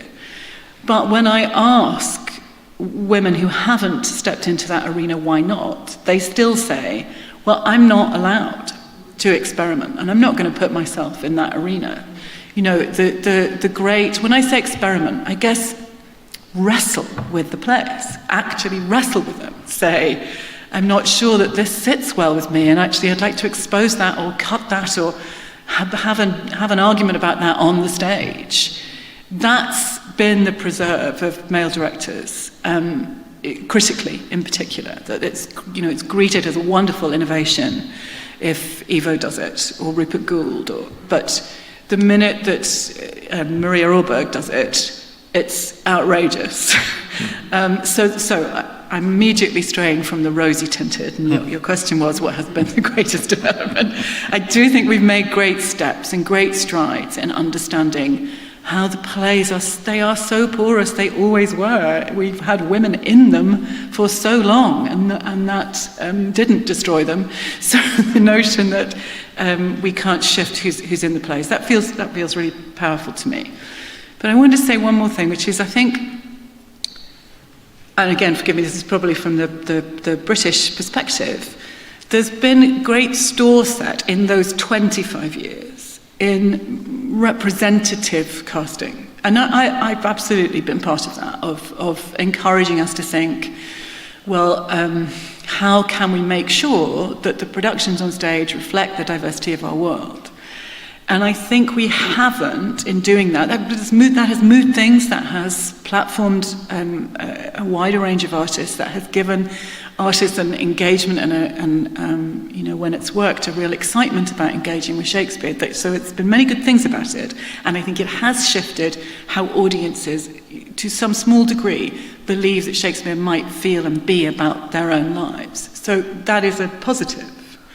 But again, for me, we found that it's also hollow, because if that representation doesn't change how the play is understood, or how the play is revealed to be perhaps racist in its intent in moments or entirely, or revealed to be misogynistic or to expose homophobia. I mean, we've had conversations where we've talked about, it's not a racist play, it's a play about racism, for example. And you can do that. And you can successfully make a production that kind of lives within that frame. It seems to me to get into your second question, where we've got to get to, is Shakespeare doesn't have special privileges. Sometimes Shakespeare is engaging with prejudice in a way that we recognize and feels like it opens up for us a possibility of speaking about prejudice in our own world. And sometimes he's just prejudiced. And knowing the difference and understanding how that sits with us, and what we cut, what we expose, how we are in, what we've started talking about as our mission is to be in a fearless dialogue with Shakespeare's plays. So I guess what that means is never to be going into a space, a rehearsal space, or a classroom, or a platform, and defending Shakespeare's plays against all comers, but to be saying, yeah, all of the prejudices of his world live in the plays. Therefore, sometimes there is very distasteful or much worse content here that we must grapple with honestly. Of course, that would be true. So it also offers us an opportunity to be in a new relationship with our own stories, because he's long since dead. He'd be okay with that. So I have many things I want to say. I didn't get to answer your question about the lingering friction, and I think it connects to what I think has happened in 25 years and where the field is going. And the lingering friction of that post-George Floyd reckoning, at least in the globe in my life, has been one about power. Who holds the power? And therefore, who gets to make the decisions about the course of change?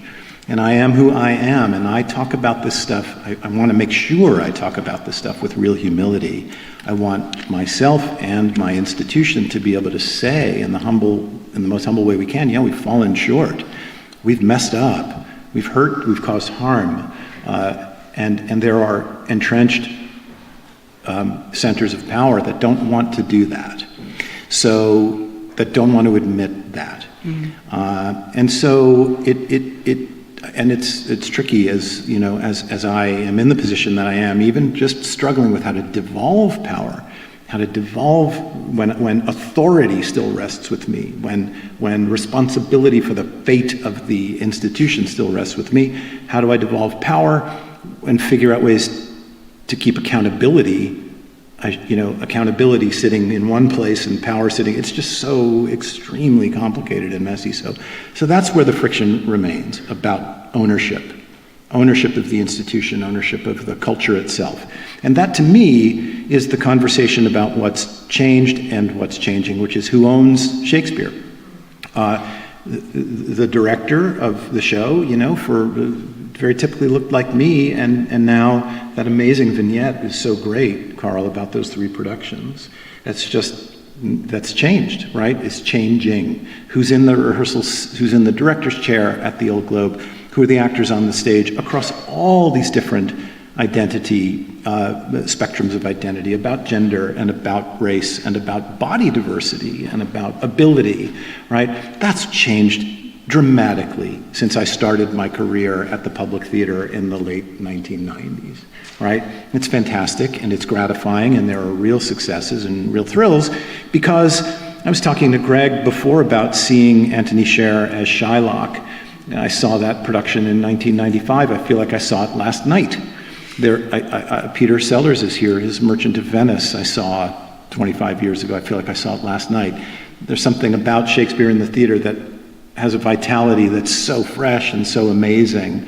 And so there are artists in place who are going to do that, who are going to make those moments that are going to be as fresh 25 years from now as they are tonight. That's important.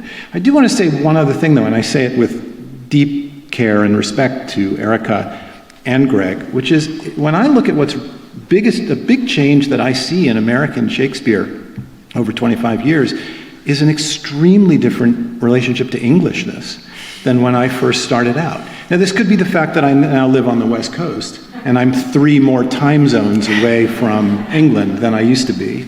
And we all know New York City is the most Anglophile city in the United States, and it was British headquarters till 1803, you know what I mean? I mean, there's a real Anglophilia in New York City, and it was a real force when I was coming up in Shakespeare that really pissed me off and that I have fought against. And one of the reasons I love my relationship with the Public Theater is that every day at the Public Theater is July 5th, 1776. It's an American place, and that has, and I don't think it's just the time zone I live in now. I think about how when I first started teaching at the Juilliard School, Edith Skinner's Speak with Distinction was the Bible of how you're supposed to speak, and it created this famous mid-Atlantic sound, the sound of Katharine Hepburn in the Philadelphia story. This imagine, and that's what people were trained to do. Not anymore. Not anymore. What we're teaching in our drama school at Juilliard, at the Old Globe, what I know you're teaching is sound like you. And I do think, with deep respect and reverence for you and your theater and your tradition, I really do think that the sort of suppressive power of English Shakespeare has lost its grip on the American theater. And I think that's a very, very positive development for our Shakespeare culture. Great, thank you. I agree with my brilliant colleagues up here. I think the thing that's most exciting is one, where we go next. And to that, I look to this group of folks over here, right? You're going to take us forward to places we haven't been. When I think of 12th Night, I think of, here again, the 13-year-old me. So I start mine with virtual reality. We live in a world where Siri and Alexa and all this other stuff, if Orsino is the most powerful person in the world, how come he can't create a hologram of this person? So for you, the challenge is, when I think of Sleep No More, right? So we're riffing and we're taking the seeds and we're saying, we're going to put all of this into our own gumbo and we're going to put our own special flavor on it. Where does Shakespeare go from there? I have the great privilege to work with collaborators like Will Power, who thinks about a reinterpretation of Richard III that resonates in the 21st century. So I think, Shakespeare will always be there. For me, the exciting part is expanding the canon and expanding the table and inviting different brilliant folks in who might have a different take on it. I can't agree with Barry enough about the changing of artistic, of actor training, right? That's a huge conversation piece for me specifically. At NYU, it's your authentic self in conversation with Shakespeare, in conversation with the Greeks, in conversation with whatever. So we're not asking you to filter, right, your true self, because that to me just makes the work less interesting and like whack, for lack of a better word. What's exciting is you bring your true, genius to play. So. Yes, May I come in? Yeah. I just want to say how terrific it is to hear you both talk about that, because no one should have any anxiety about saying that to me or Greg, I don't think, because what you're describing is a freeing from a notion of how we speak Shakespeare that is absolutely essential in the UK. We have our own battles with accents. We're a tiny country with extraordinary range of accents that are indicators of class and marginalization. And we absolutely have an argument with a certain kind of privileged audience that says you can't do Shakespeare like that. And I had a row. I say a row, it's very civilized, but I had a row in our auditorium with an audience saying, I can't cope with Juliet being played as though she was Scottish. The actress was and is Scottish. But it was a foil to the conversation for not talking about race, which was a very important part of the way we conceived that production, not talking about class, not talking about gender identity. It was the only thing they could talk about was accents. But it's so powerfully wedded to, in my view, a 19th century idea of Shakespeare. It's got, which is so interesting that it connects to the key moments in our colonial history. This idea emerges of the way to do Shakespeare that has very little to do, it seems to me, with Elizabethan London and its diversity and also its likely voice, the sense of something that has tune and something that has power and goes all the way to the end of a sentence without apologizing, which, it's something that is much more available to you, it seems to me, in this country. That our sort of apologetic 19th century voice in the southeast of England has dominated for so long. So anyway, I just wanted to respond because I hear you. No. Thank you so much for saying that. So we're going to come to our last question. So before I hand it over to the audience, the privilege is wonderful. So one more question up here for me, and then I'll pass it on. what is your ideal vision of Shakespearean performance in 2050? I know that could be a tough question, but we want to ask it anyway. So, Carl, do you want to start? Oh, boy. Please, I'm dying to hear. Oh, jeez.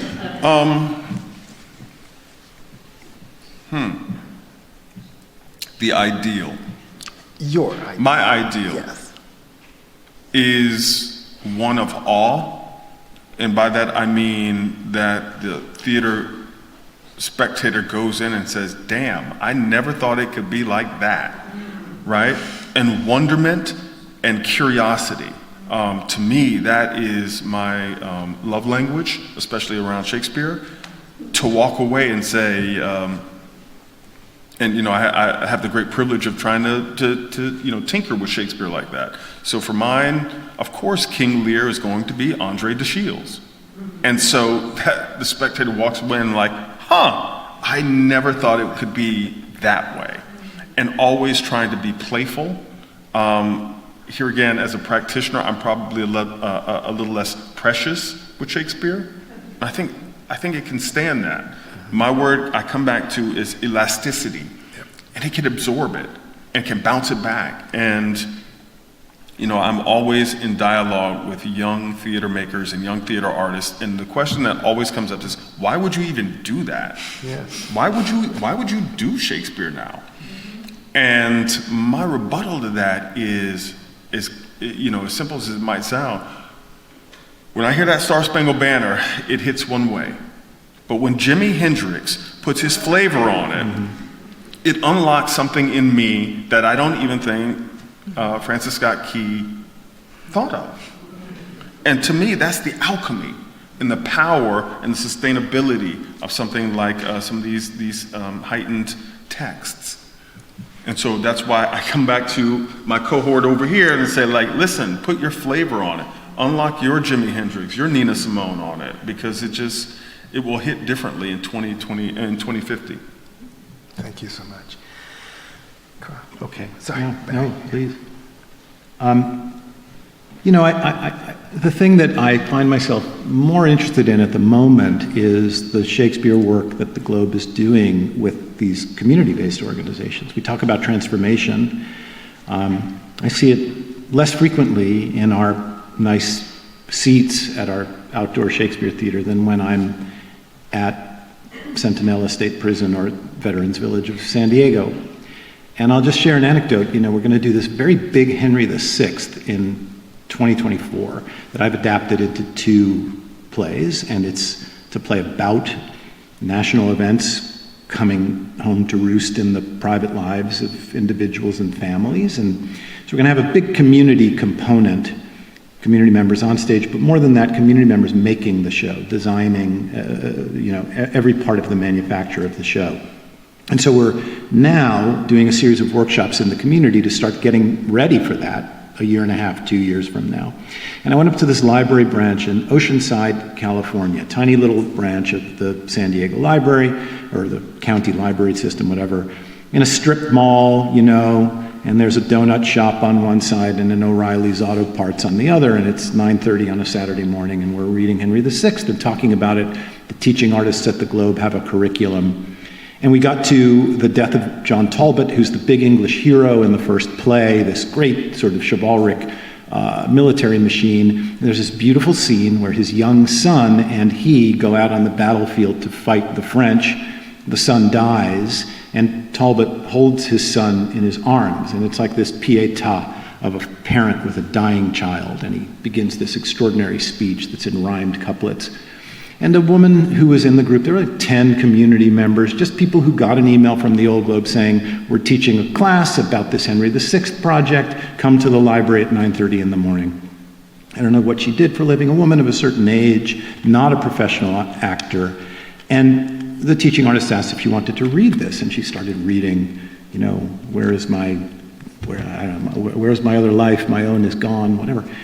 And something in her own past about the death of a child or the death of a loved one started to resonate with her. And as she's making her way through the text, she got deeply moved. The tears started to flow. All of us went as well. And it was just the most moving, powerful moment where there was a pure moment of theater and of individuals coming together and of a human experience binding us and expressing something deep that we all have in common. You know, in this community room of a library. And I think that that's the piece that we need to pursue over the next generation of our work in Shakespeare, to divide the line that separates professional Shakespeare from what we talked about before, amateur Shakespeare, to divide the line that would say that Shakespeare belongs to the English department more than he belongs to this woman who lives in the community, that Shakespeare is owned by one set of interests and not a broader set of interests. So I hope, and I think, and in my own art practice, I want to pursue this breaking down of the idea of professional credentialization that is necessary before you can engage in Shakespeare. So that beautiful moment, that spontaneous, human, truthful, genuine moment can continue to happen. And I see it when I'm doing the Globe's work in the community in a way that, you know, Carl's right, we throw this word transformation around, but there, it's real. It's just real to see people's lives and psyches transforming. And the agent of that is this writer who in that moment has nothing to do with all the cultural barnacles that have become attached to him, but instead has to do only with the pure human experience that's there.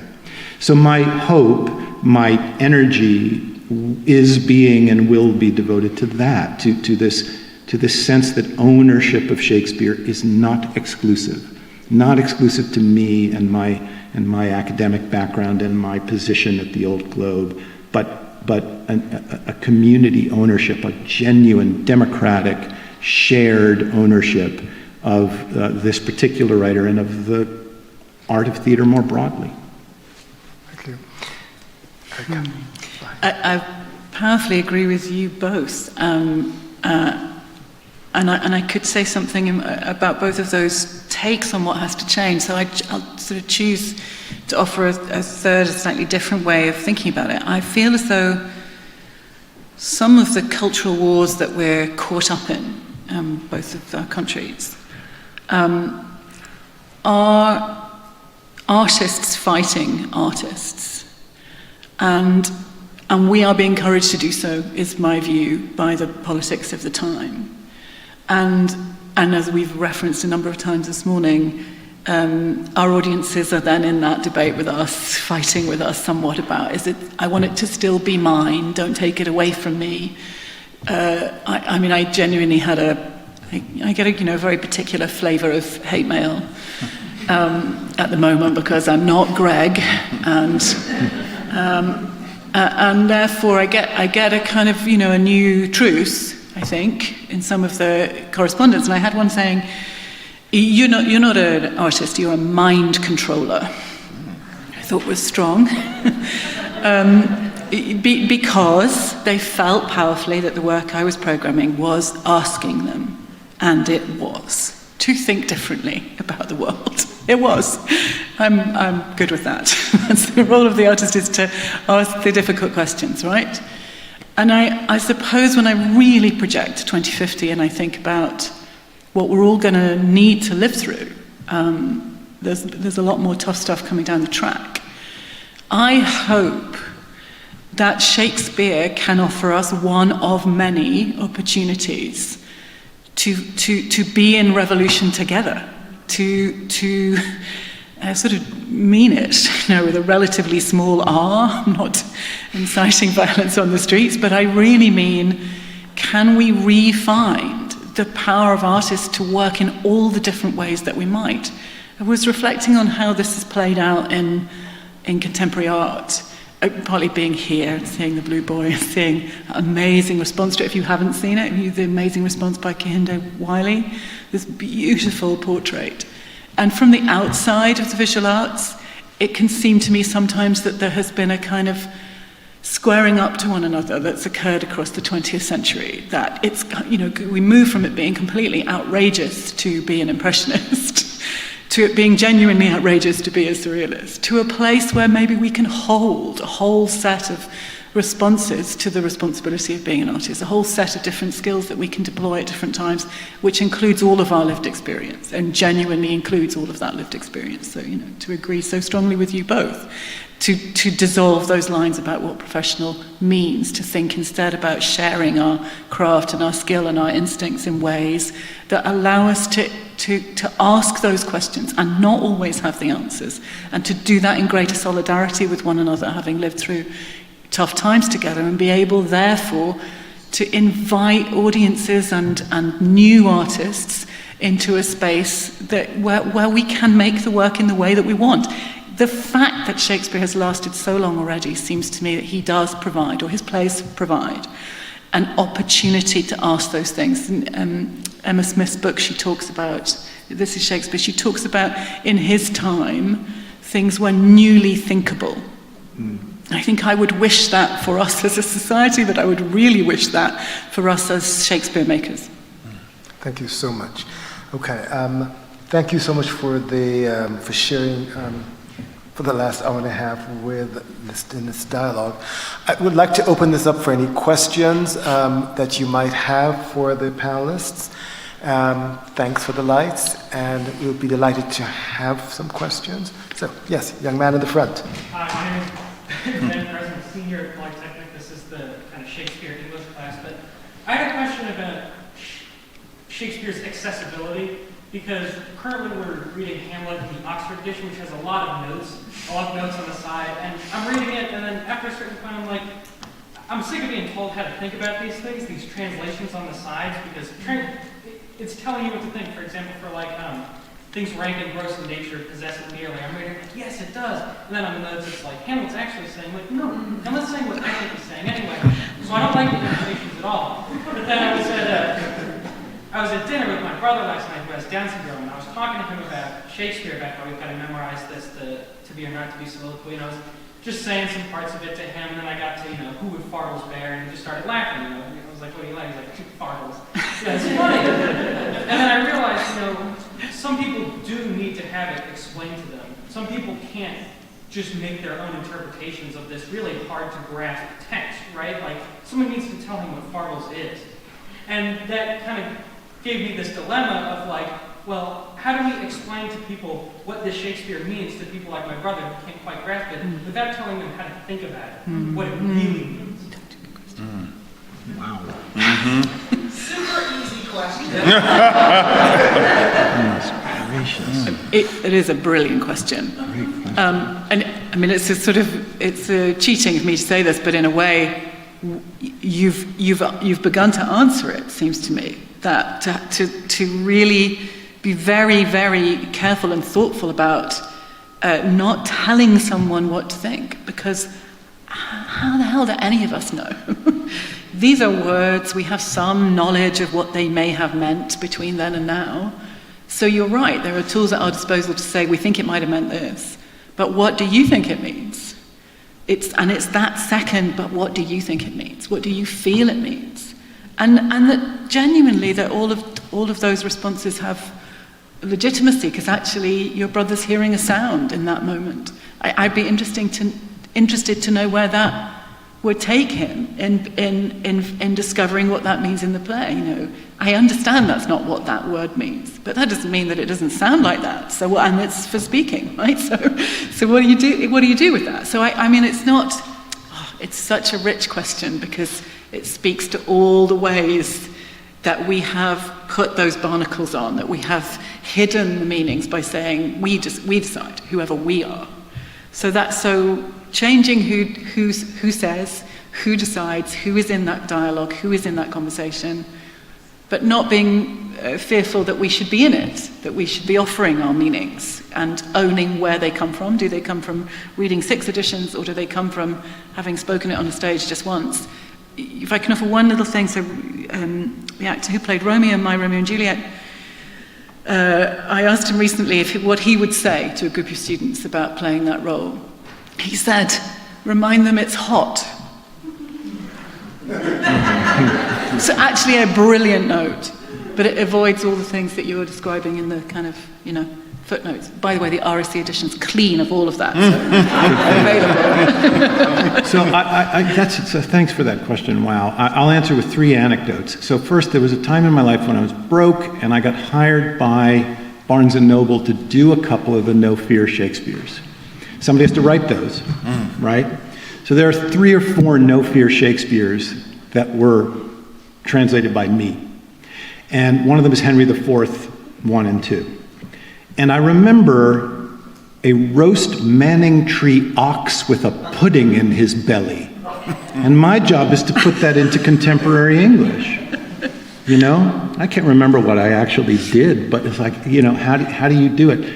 So the first thing you got to remember is the person writing those notes that are driving you crazy is a broke theater director trying to pay his rent. It's just one person guessing. Second thing. So I have a wonderful relationship, valued, important relationship in my life with Bill Irwin, the great actor. He's Mr. Noodle. You might know him as Mr. Noodle. He's a famous Tony Award-winning actor, and he's got this very important relationship with Samuel Beckett, a writer who needs the notes more than Shakespeare does, right? Very dense, difficult thing. And I produced a Beckett piece that he did, and I remember him telling me something that was like a thunderbolt for me. He said, there are 5 different things that this phrase means. My job as an actor is to just pick one and trust that the audience is going to find the other 4, right? Brilliant piece. So that's the other thing I would say. It's cool that your brother, was it, laughed at Fardels. That's fantastic. That's cool, that's great. That means the language is doing something, right? At the Old Globe, we have this funny thing. If there's a curse word in the show, we say, contains strong language, right? And I always used to say, can't we put that on the Shakespeare? Why does it have to be about... So there's that. Third one is that I remember one of the great experiences in my life as a theater producer was that I produced Peter Sellers' Othello at the Public. And we were talking about cutting one of the great, just one of the great productions of that play and of Shakespeare. We were talking about cutting the play. And I was saying to Peter, well, why not cut? Nobody knows what that is. Don't cut that. And Peter said to me, Peter, I hope you'll forgive me paraphrasing you. He said, well, what I like to do is I cut the play, and then I take all the stuff that I cut, and that's the show that I put on. Right, Peter? Yeah. And so that's the other thing I would say, is that dense, difficult stuff in Shakespeare, that's the stuff to hug, Anyway, so there's my response, my anecdotal response to your question. Wow. That's tough. Brilliant question and very difficult to follow up. But I would just say, going back to murder, another metaphor, I grew up at a time when we didn't have Spotify, and I bring that up to say, the lyrics now that, people are putting in their music as an older person, I have to use that little button at the bottom to say, lyrics, what are they, right? I say that to say, when I grew up in the 80s and 90s, I had no way except to go back on my little recording, the cassette thing and go back. But whatever I did, I'm almost embarrassed to say, there are lyrics today that I continue to murder because that's how I felt. And then my narrative became what they are. And then someone will say, do you know in Queen's song, they're not actually saying that? I'm like, what? I said that to say, however the art washes over you is valid. You know what I mean? And to your point, no one has to, yuck your yum. And if you believe this is what it means, just like your brother believes that's how your brother is receiving it, I'm all in favor. It's how when I look at Wiley's artwork, right? Nobody has to tell me anything. It just washes over me. And that's okay. So that's a very inarticulate answer after these folks to say, what you feel is what you feel. And it's valid in Arden, it's valid in Oxford, but more importantly, it's valid in you. And so that's your truth. Yeah. There's a hand over here. So, sorry to interrupt. for folks to hear on the webinar and on the recording, I have a Q&A mic, so if you have a question, I can have you.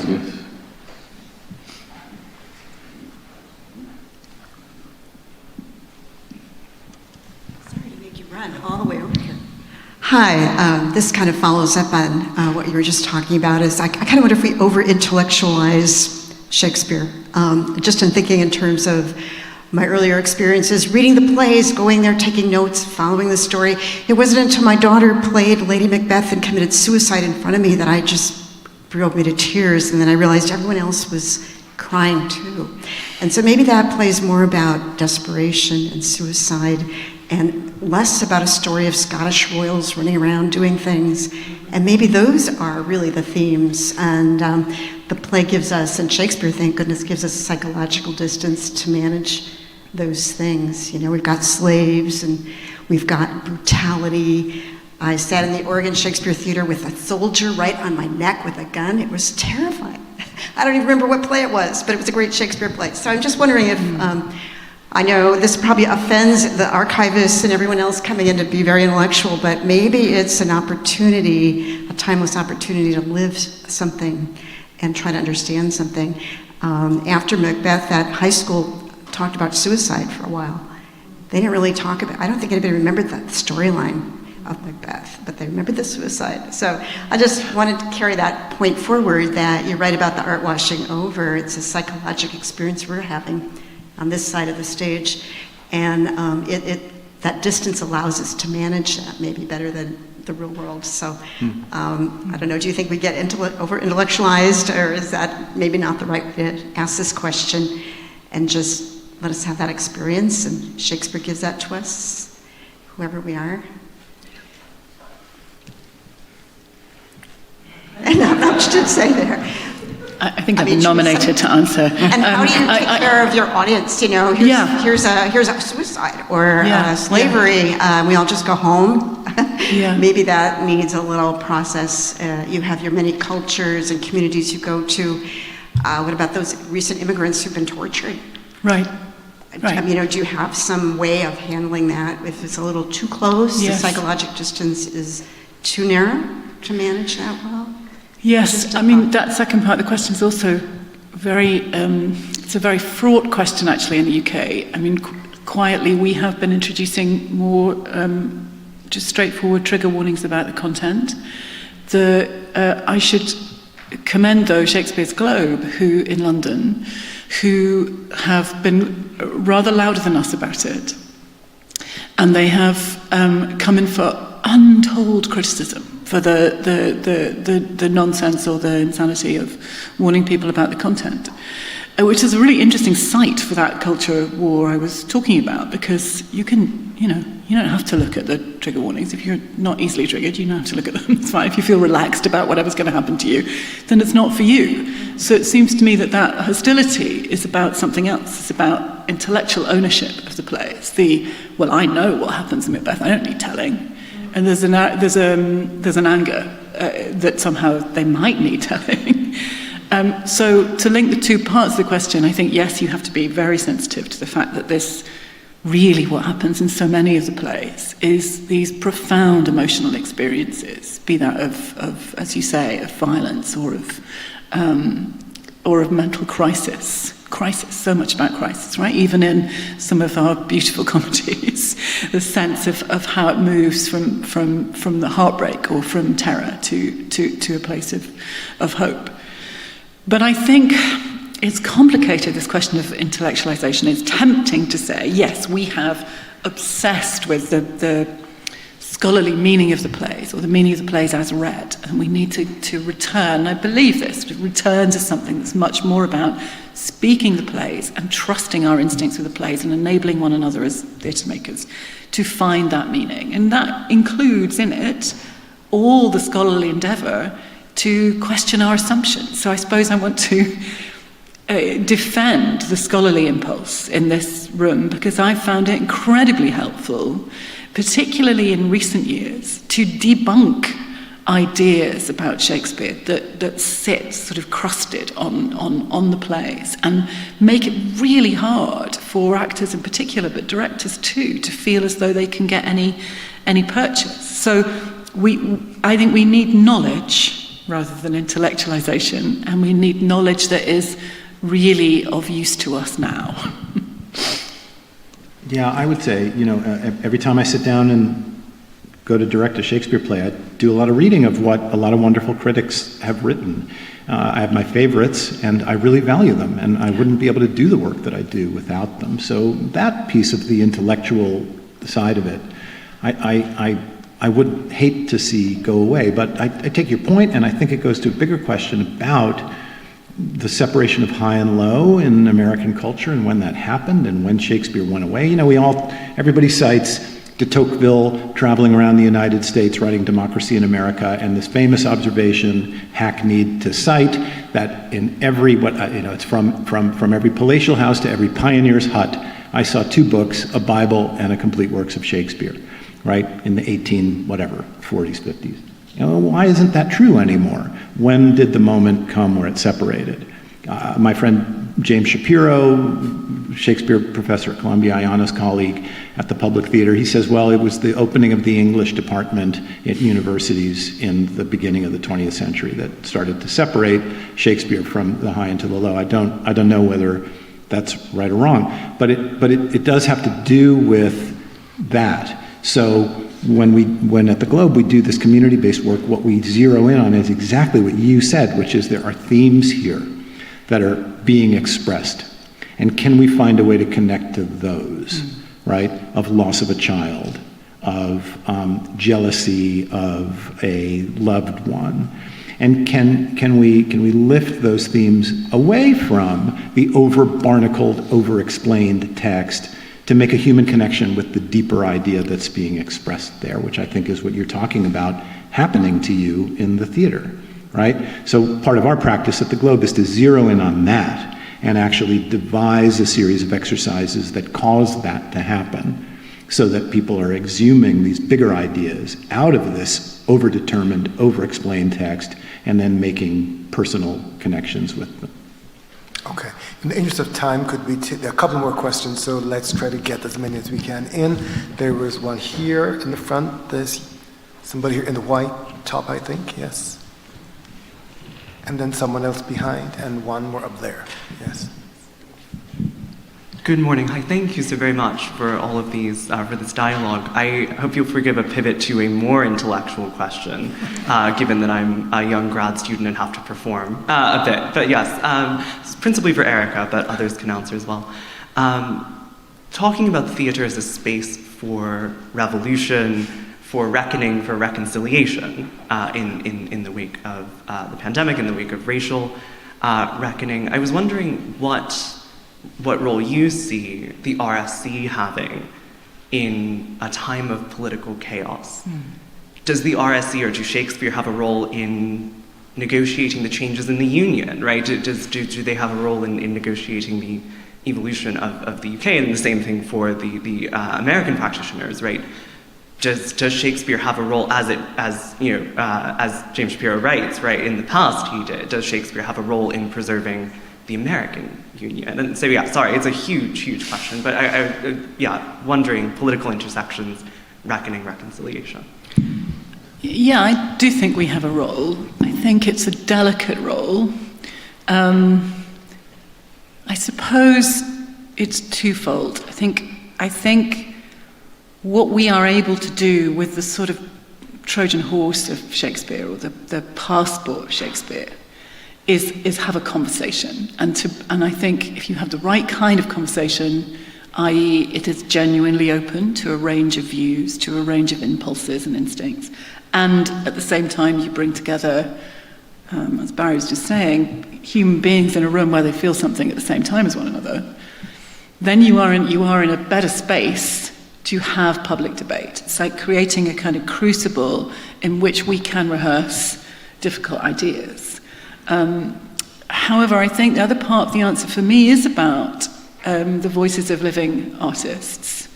sitting alongside Shakespeare, because if we pour all of those impulses through Shakespeare, then inevitably we're narrowing the lens by which we might see things. So just to give an example, we've commissioned a play about Owain Glendower, who is the great, well, you all know, of course, because you're Shakespeare scholars, but most people in England don't have any idea who Owain is.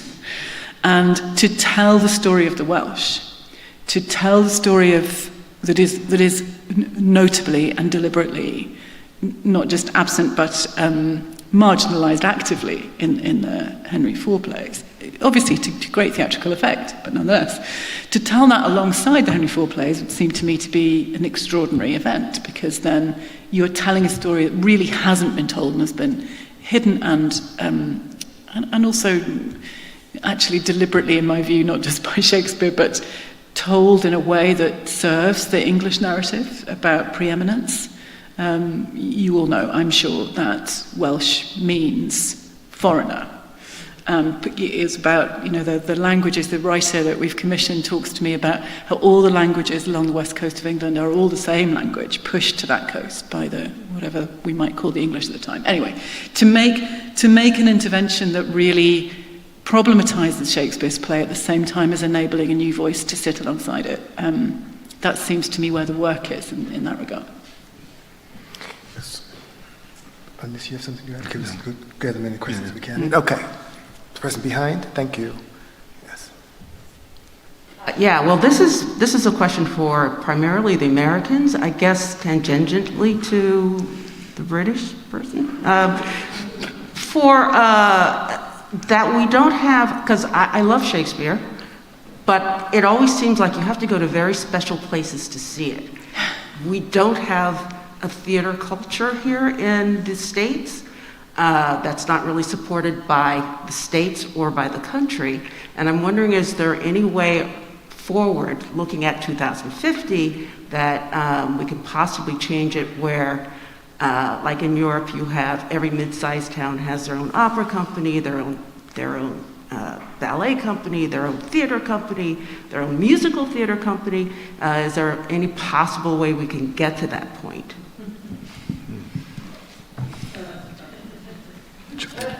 I would say definitely.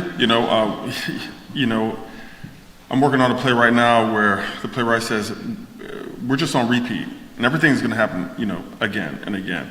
And so I take that optimistically into the future.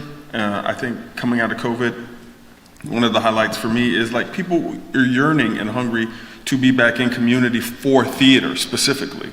And I think that's one of the things that underscored it. And I hope that gives us an opportunity to create more spaces that invite us in for theater, specifically, I think to your point, Shakespeare. But I think we're tired, Netflix and this, where you can take advantage from in your house. It's okay, but this is the real meat of the thing. And examining big questions, like Shakespeare presents sometimes, is something that I find great value in doing it in a community ritual sort of way. So my hope is, yes, we will in 2050. They might not be on the scale of what, Zelda and the folks who did the big regional theaters. They might be smaller, but that's okay too, because I think we're learning some lessons, some hard lessons, I think, about being too big. Barry's. Okay. So as we approach our closing hour here, we have one hand up there, and we can try to squeeze in one more, but we have to be really quick and disciplined. Okay, thank you. Quick and disciplined. Up there. Oh, and just to note that that's the Taki Garrett that Paul mentioned before. Hi, amazing colleagues on the stage. My question is about this sort of intersection between consumerism and marketing and this question about how, as Barry said, how we bring that intersection of those two audiences together.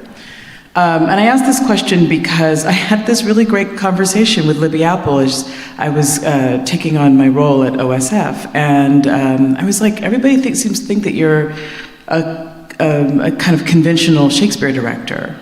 You know, like Elizabethan costume. Everybody's asking, when are you going to do it like Libby did it? And I was like, but I know you, Libby. I know that that's not your deal. So what's up? And she said, well, I never did an Elizabethan version of any Shakespeare ever. In my whole career, I didn't produce that. That's not what I was interested in. I just didn't change the marketing. So I'm curious about because all of you all are producers and presenters as well as artists. What is that intersection between marketing and consumerism that can help to bridge this gap between these two audiences that Barry described?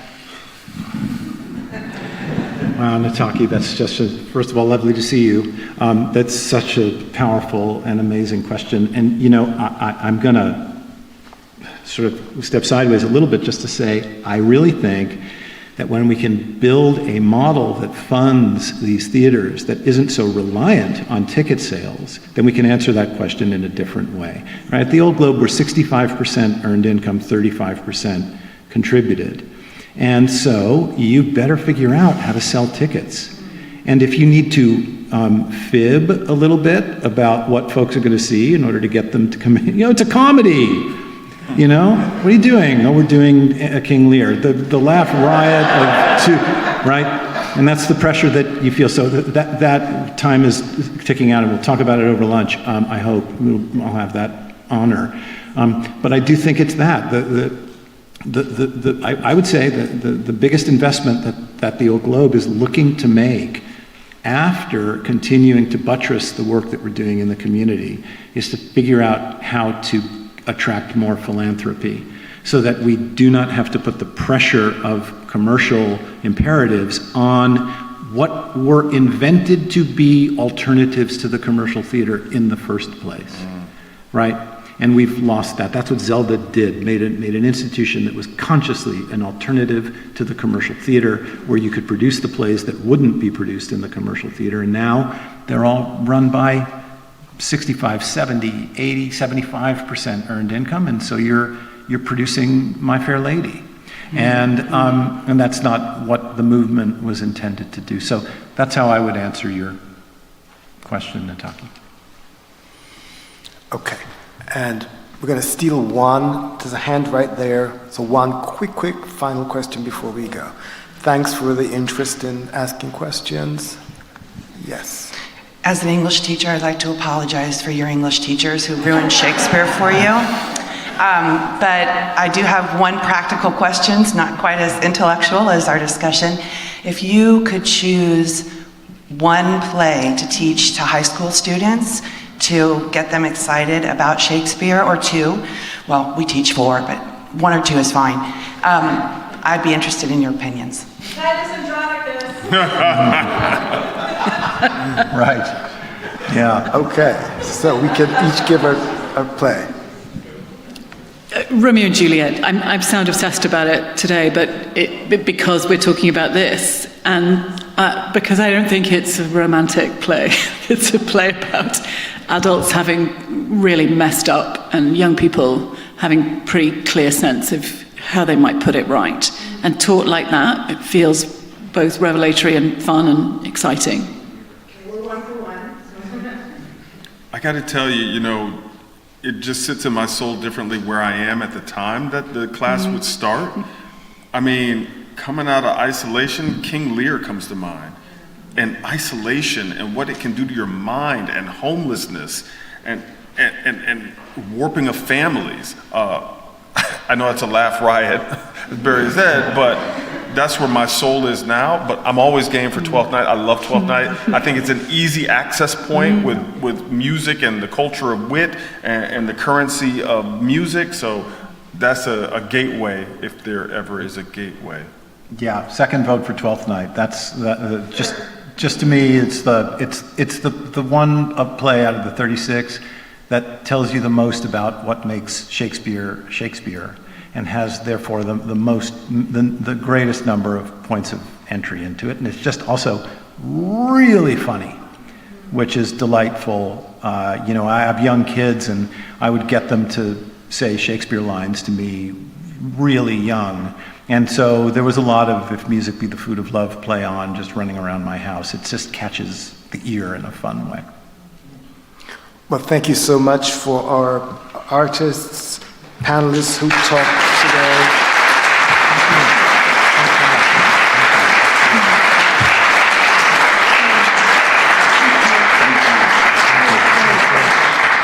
I love the conversation around community, elasticity, change, revolution with a little r, and the ways in which they challenge us to think about theater as affecting us as individuals and transforming us. So I'd like to thank you personally and thank you on behalf of the audience one more time.